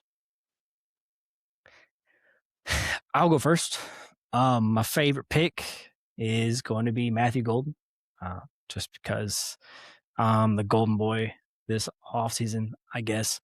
No one likes him more than I do, apparently, which is funny because I've heard other people on other podcasts start going, Matthew Golden might have a shot this year. So it's like, all right, well, we'll see how it goes. But I am a believer he's going to be the wide receiver 2 on the field all the time next to Watson and then Reed in the slot. So someone that's going to be on the field all the time. That was a first-round pick just last year, and you got him in the 10th round. I'll take it.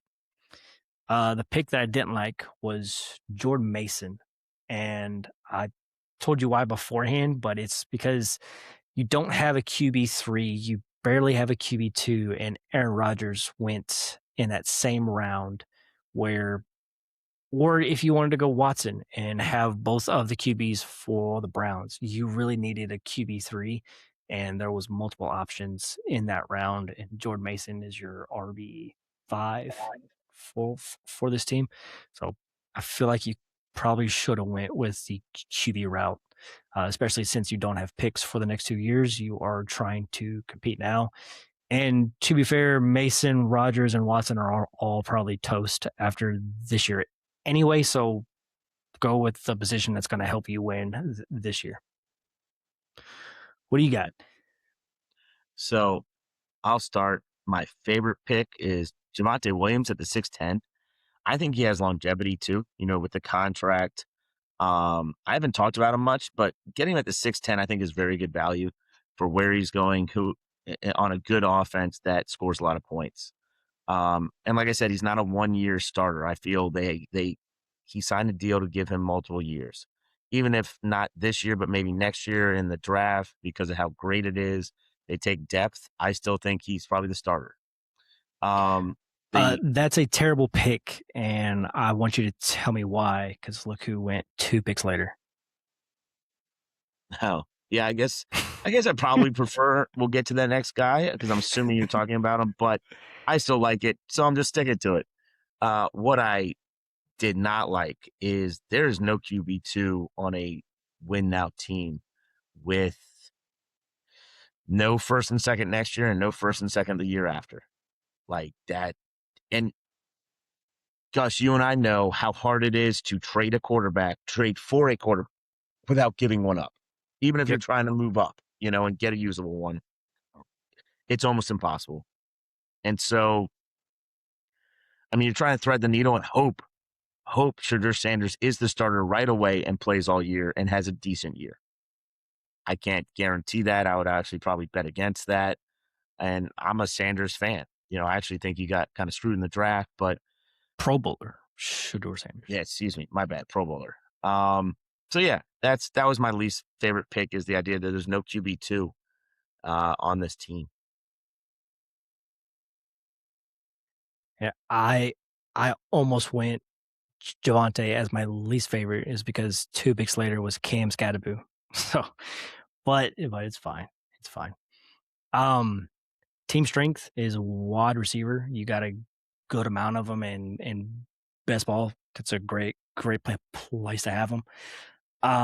Team weakness, QB with no future picks. And then on the win or rebuild, I said trade for another QB, and it's a what will win now. I think it's going to be very hard for you to compete this year with those 2 QBs, because Sanders could not play at all this year, and you're just riding with Shuck.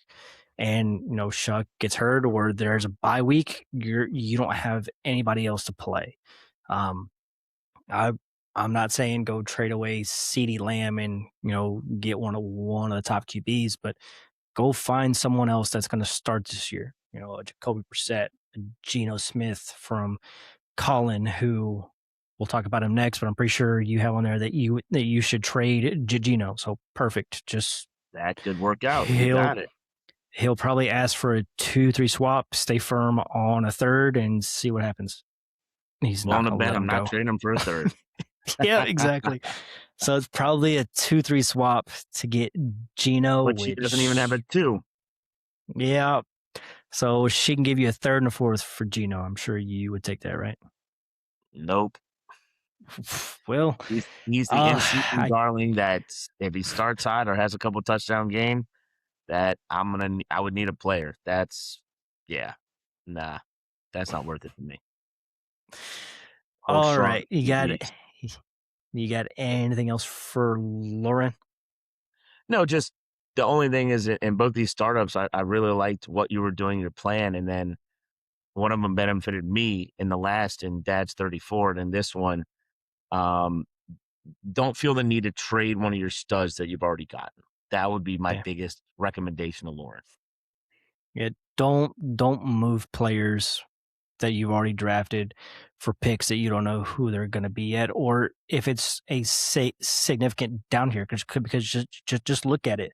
Like if it was just before the draft started, there's no way that you are sending away your first round pick for a sixth and a seventh pick. There's no way that you are gonna do that. So just don't do that while you're in the draft. I mean, unless like Trevor Lawrence falls to the sixth round, then sure. But try to at least look at it through the lens like you are not just trading picks, you're trading players, and the players that you are trading don't equal the value of what you're getting back. Like Yep. trading away Jackson for Shuck. Shuck has to become amazing, and then Sadiq has to really step it up in year one. And I'm concerned for you at tight end just because Sadiq may not start well, and then Gadsden, I've already voiced my concerns about him going into this year. So you're really in a hole at tight end right out the gate with no QB2 on a team where you don't have future draft picks. Like it could go south very quickly. I'm pretty sure Colin has your first. So Who, me? yes, you do. All right, cool. All right, let's move No, into but your I team. also have her second. Wait, do you have her first for next year too? Oh my goodness, Colin, What? fucking asshole. All right, go. Are you making Go fun of ahead, my Colin. burner account? Leave me alone. Yeah, it's what it has to be at this point. So this is me. You want me to go through my team? Yeah, go ahead. There you go.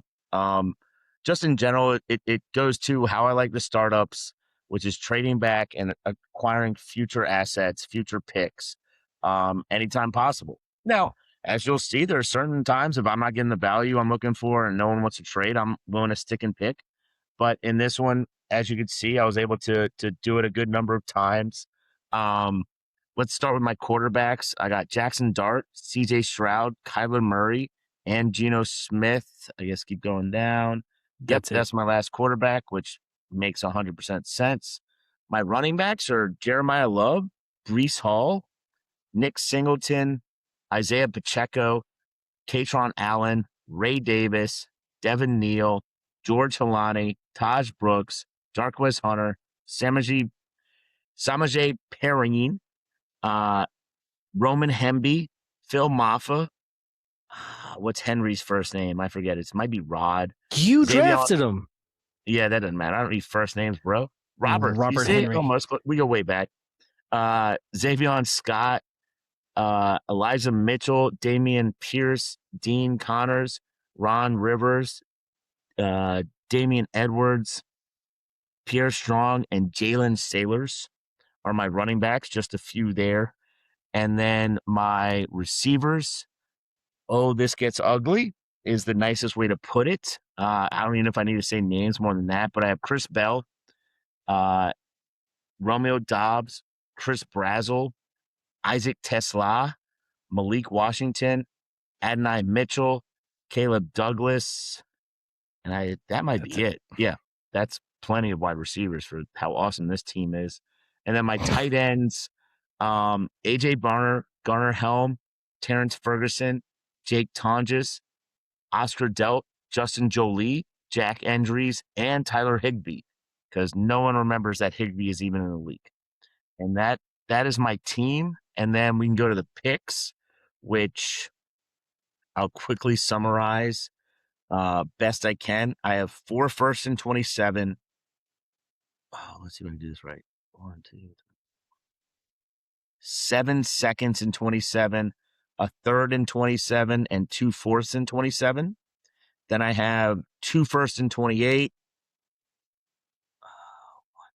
4 seconds and 28, 2 thirds and 28, and 2 fourths and 28. So a lot of extra draft capital in really deep best ball of 40 man best ball.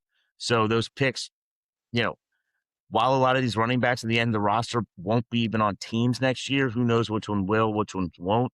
But if they are the backup, I can keep them, and then I'll replace those running backs with the picks I make next year. So quite excited with how this team turned out.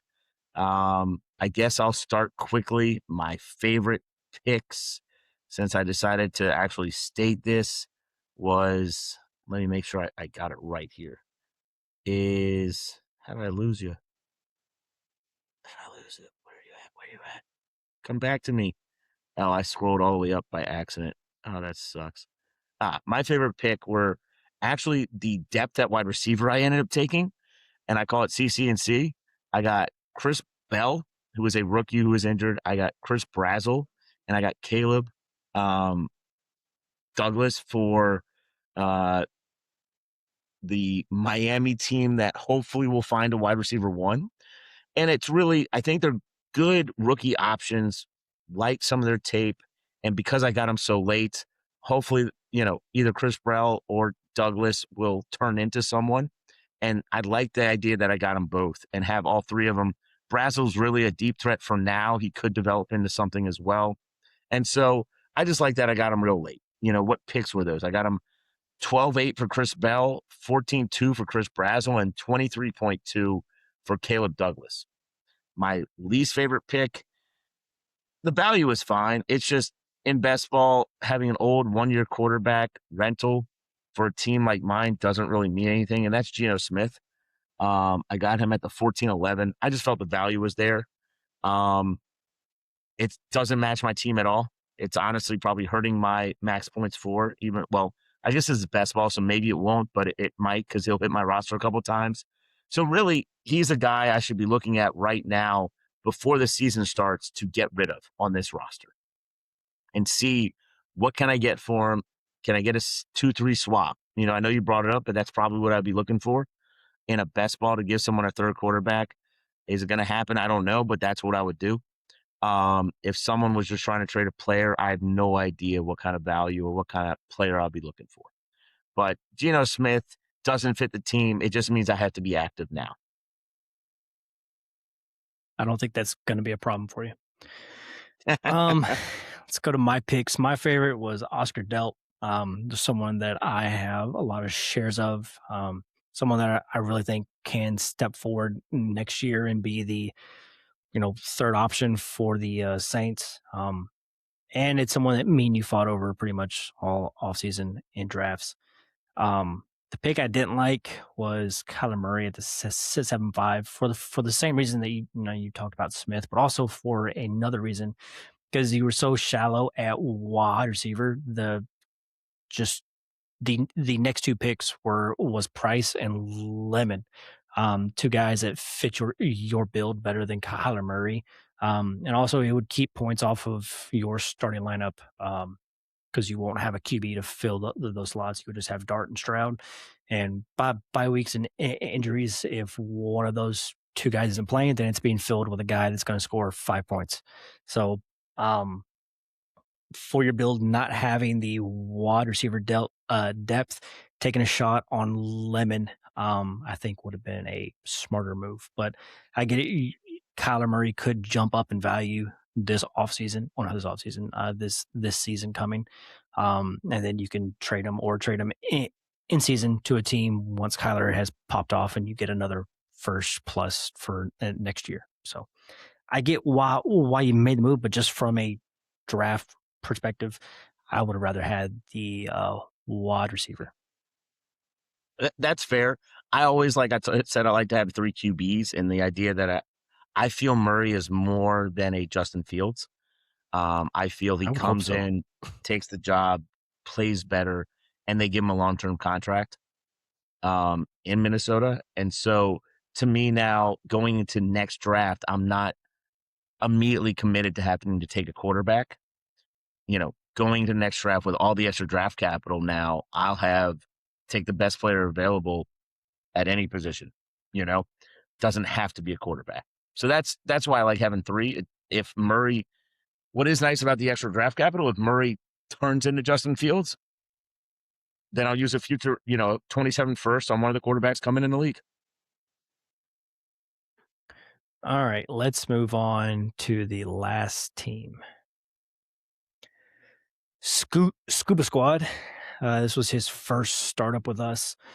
His QBs are Joe Burrow, Jaden Daniels, Baker Mayfield, Jacoby Brissett, Joe Flacco. Love the stack there with Joe Burrow.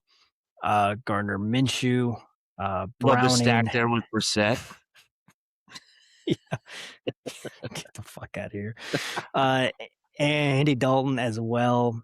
Backs are Devon Achan, CMC, Scattaboo, Tootin, J.A.K. Dobbins in the 12th, and James Conner in the 17th. Yeah, 17th. Those Wide 21st, receivers. numbers What? are hard.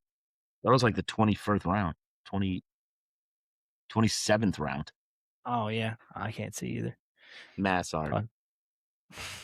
It's not math. It's trying to read, which I've struggled with today. Chris Olave, Devontae Smith, Denzel Boston, Chris Godwin, Stribling, Diggs, Debo, Torrey Horton, Jack Besh, Cooper Cup, Royals, OBJ, Malik Benson. Right. Yep. Yeah. Van Jefferson, and is that no way? Okay. For a second, I was like Ty Montgomery. That has been some years since I've seen that name, but it's Tyron Montgomery. John Carroll. No idea who that is. As for his picks, he has no 27 first or You second. didn't go to tight ends. He has all of his 28 and 29 picks, just missing his 27 first and second. Tight ends, George Kittle, Travis Kelce, Cade Otton, Hibner, I'm not going to say that name. Oh, you saw it. Oh, it showed up. Dawson Knox. That's how tired I am. I almost read someone that wasn't there. Doesn't even exist. Wow. Eric All and Jaron Kanak. Max Bredesen, that's probably a fullback. Dalen Bentley, who's like the 7th tight end on that team. And no idea who this guy is. Nowakowski. Riley Nowakowski. Sweet. He sounds like and I've already said his picks, so easy enough. Yeah. My favorite pick was, most people are not probably already guess it. It's Cam Scattaboo as your RB3 behind Achan and CMC. Scat can easily take over for CMC in a year or two once he's done. I love the value of him. You know, you got him after Kyron, you got him after Javonte, who I probably have him above both those guys. So I just love the value on Scattaboo and who the player is, and you got him after guys that I would have taken after Cam. So on the same page there. The pick I didn't like. Me and you have the same one. It's Denzel Boston, just because it doesn't really, for me, it's because it doesn't really fit. You needed a solid wide receiver 3. You know, I would have rather had Wandale for this year, or you can go down to Pittman. I like Boston, but for this team, this fit, you don't have your picks for 2027. You did take Godwin, who's going to fill in as your wide receiver 3, but I don't see Boston cracking your lineup very often this year. I could be wrong, but yep. No, I'll jump in. So the pick I hated, I know you just brought it up. It doesn't fit the team, and that's Denzel Boston. And the pick I love, which is piggybacking, is Chris Godwin two rounds later let me make sure I got it right, at the 13-1. And so, yeah, he's going to hit your lineup as your wide receiver 3 a lot. Boston might here and there. The other guys that I kind of really like, just looking at the team, the way he's built it, is he did a lot of what I talk about, which is if you play for the now, continue to play for the now. And he kept his tight ends are old, but they're going to be producing. He took Stephon Diggs and Debo Samuel, in the 18th and 19th round. And when they sign or when they get on a roster, those guys will be productive. The J.K. Dobbins pick, yes, he may get hurt, but for the first 6 weeks, he's probably going to be great for your roster. Bashal Tutin's a nice upside play, and he's your 4th running back. this is one of those teams I really love for this year. It's I'm disappointed because he's one of the teams I had the first of, but hey, I can't hate him because he committed to it as soon as he gave up his first. He's like, I'm winning now. Um, Christian McCaffrey is another guy I almost took as my favorite because at that point he had given up his first to go get Olave, and now boom, McCaffrey's there sitting for him, and he was able to take him and turn his roster into a, oh man, I don't think any other teams really want to play this team. Just looking at it. Fair enough. Team strength, QB, team weakness. I had tight end just because it's old and there's not a lot of depth behind those first two guys. Yes, K-Dot is a starter, but probably won't hit your lineup too often. And outside of that, there's no other tight ends on this roster. Yeah. But this is a win now team. We're about to get into the 2026 power rankings, but this is probably going to be one of the teams that's fighting for the final six, the final four. So should be a good year for this team. Definitely. All right. Rest of season power rankings. What this does is it takes your best projected lineup for the whole season and it ranks the teams. So starting at the very bottom is Colin. Right Can above you pull him. that up? I could definitely share it. Yeah. Yeah, I was going to say share it instead of the board. Kind of show it where it is, and we can go through it. You can go through them. Absolutely. There it is. Perfect. Well done. So Colin way down at the bottom, and then his burner account is right above him. So it just sucked all the value out of that team and just put it on his going into next year. Then we have Crankbait in third, My Sleepers in fourth, Double Tap in fifth to worst. Guess Who is at 7 overall, 6 to worst. And then Travis is right at 6. And then Guess Who is at 5th. Jason is at 4th. Scuba Squad, who we just talked to, I said he'll be fighting for the final 4, final 6. He's at 3 before the season starts. And then 12 Jake 12 is at 2nd. And then RTD 1326 is currently in first place. I'm going to pull up his team. So Chase, Jefferson, Taylor, Cook, those 4 will carry you quite a bit. And then 3 your quarterbacks QBs after that. Yeah. And your 2 starters that you're going to have for most of the season are older vets that throw for a lot of yards and touchdowns. So just that top, 6 players is going to carry you, but you have depth throughout the roster as well to fill in for flexes and beyond. The one area of concern, you're hoping that Sam Laporta is going to play the whole season. Like, you don't need him to be a star because you have 2 stars at wide receiver and 2 stars at back. So he just needs to get to 10 to 12 points a week and stay healthy. But yeah, now we can do my rankings of how I would, the order in which I would want to take these teams if I join the league. This is just my personal preference on the way that I like to build teams. The very bottom, it's going to be your burner account, Lauren. She is in a win now mode, but her current projections for the season is at the bottom right above yours. She is smack dab in the middle of 2 teams that are playing for next year, and she's trying to win this year. So it doesn't look good for her for this year.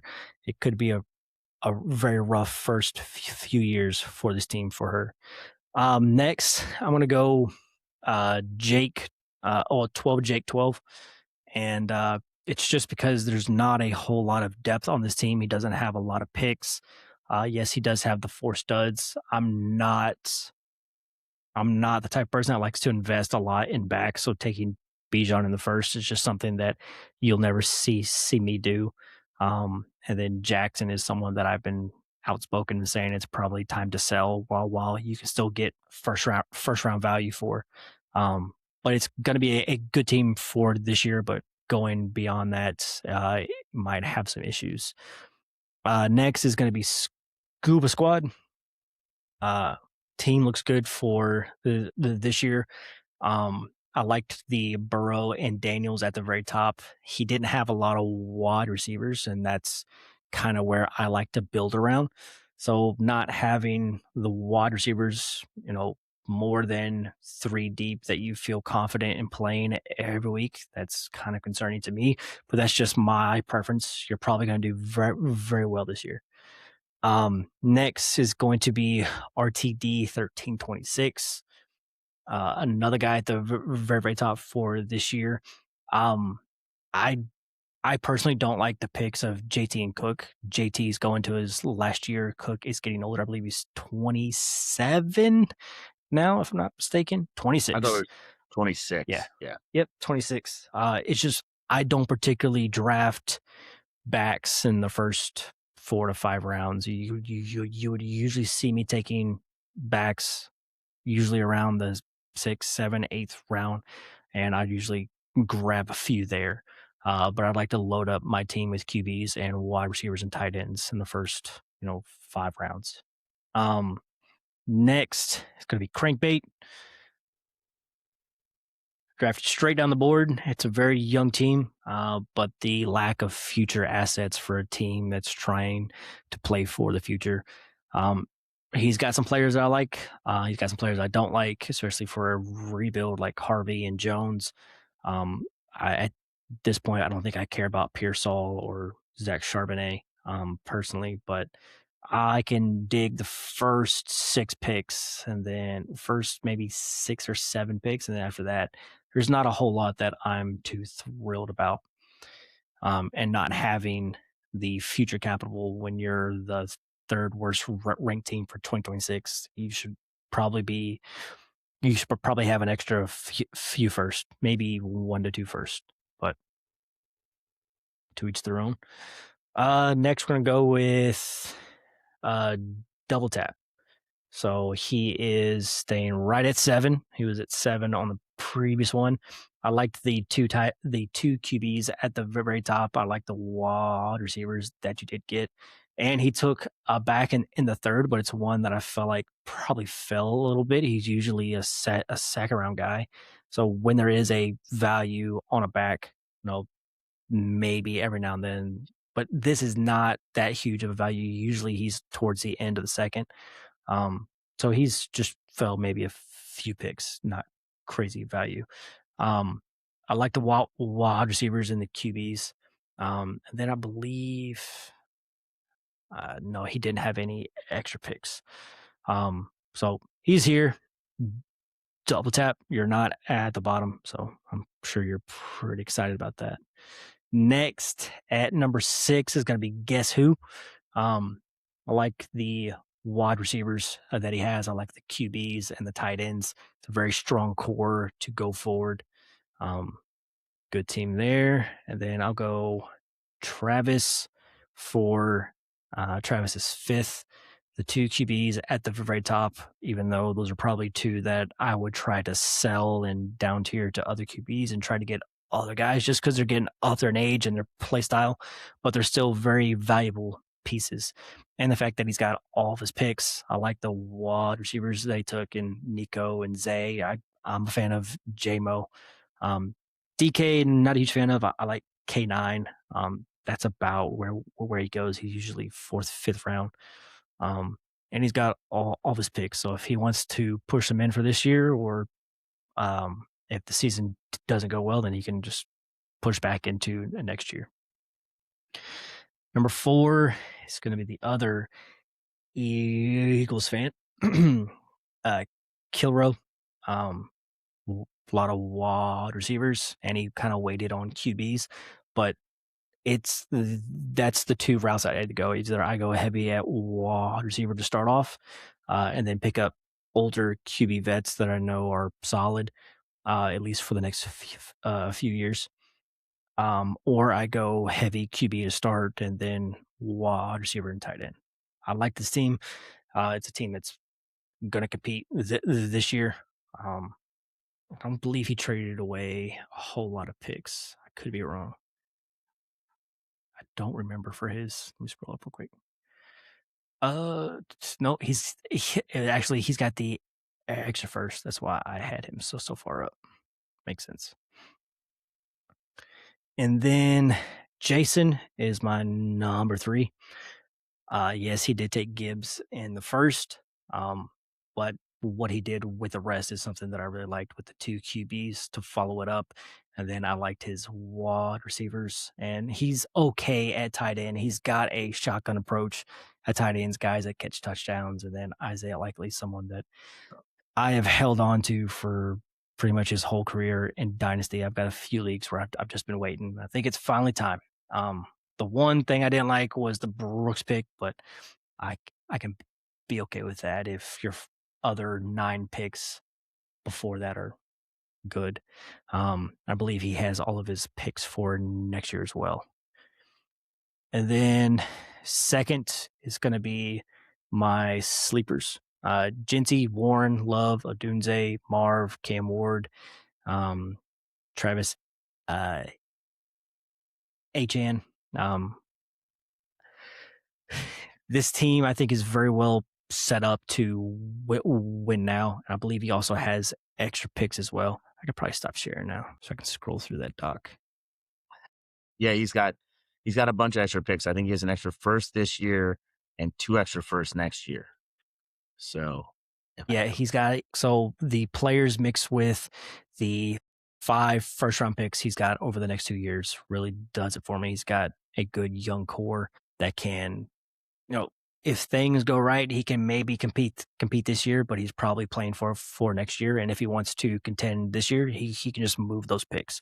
So I like the value of his team, which leaves you, Colin, as I know it's been, I think like the past 3, you've been like either 2, 3, or 4. This one, I cannot deny the amount of draft capital that you got, plus the good players that you drafted in Love, Hall, Dart, Murray, and Stroud.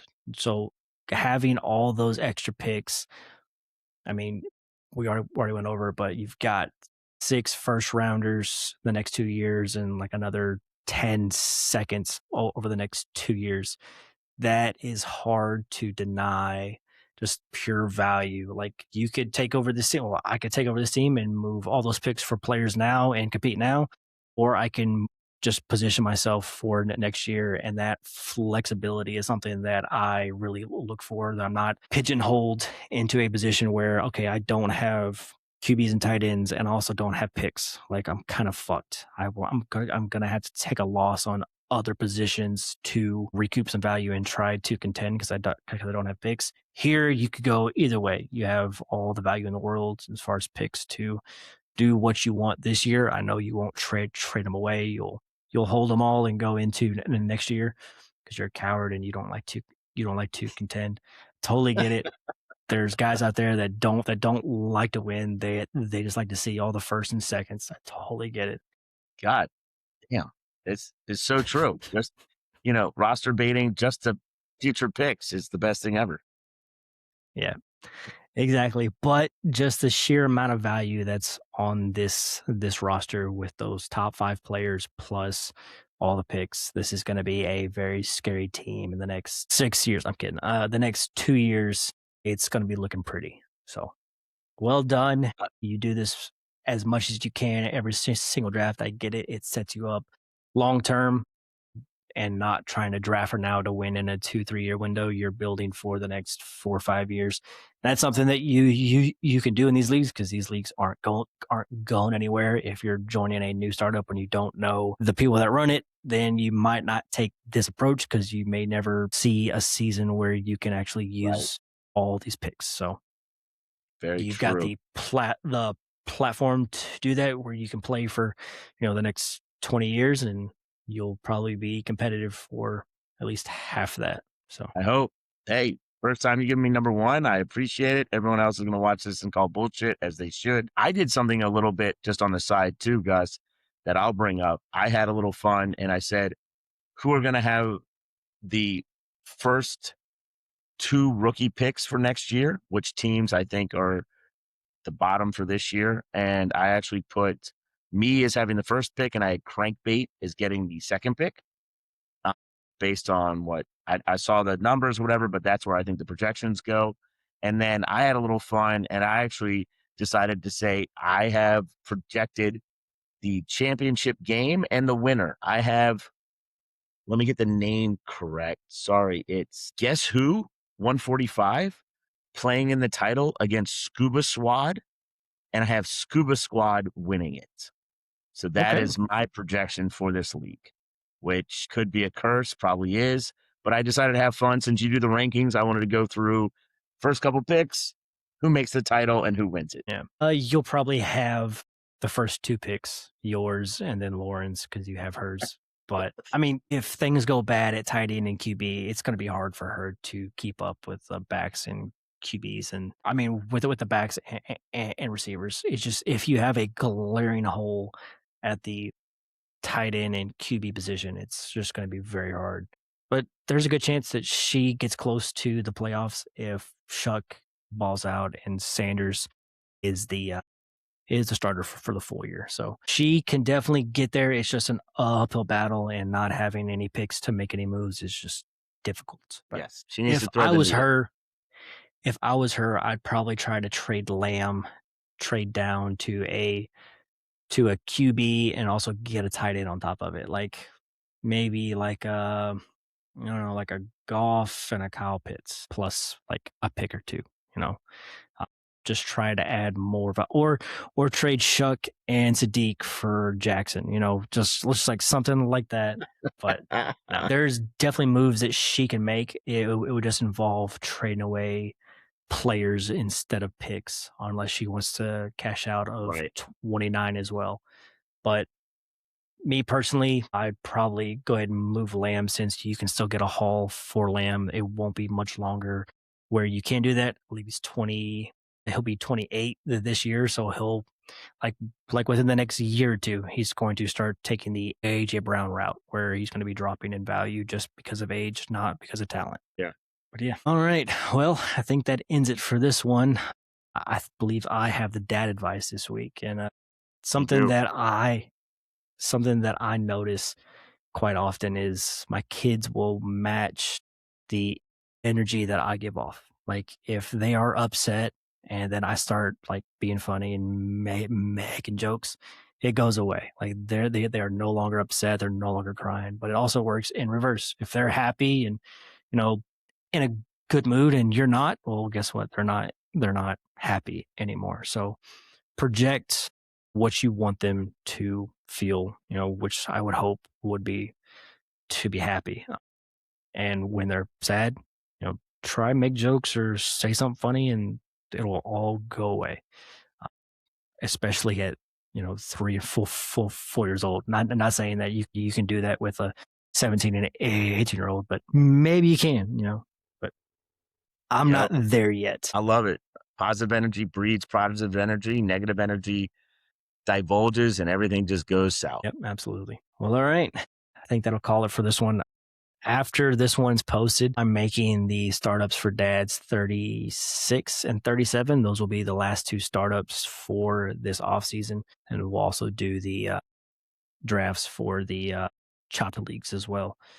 Those are fun. If you want to get into any of those leagues, you can go to the website dynastydads.com. There's a Discord link in there. You can join. That's where I'll post these startups first. If you don't want to join the Discord, you can just send me a DM on Sleeper at Dynasty Dads. Not hard to miss me. Also has our logo as well as my profile picture for some leagues. I believe the one on my platform is me and my two kids. So if you can't get a hold of me there, you can go to our Twitter. That's also on the website, and or you can just comment on one of the videos, either on YouTube. Multiple ways that you can get into a league. So, Colin, do you got anything else? That's it. Excited for these next two startups. Not sure if I'll be in them or not, but love the idea that you're busting some more out. Yeah. All right. Until next week. See you. Great, bud. See you, man.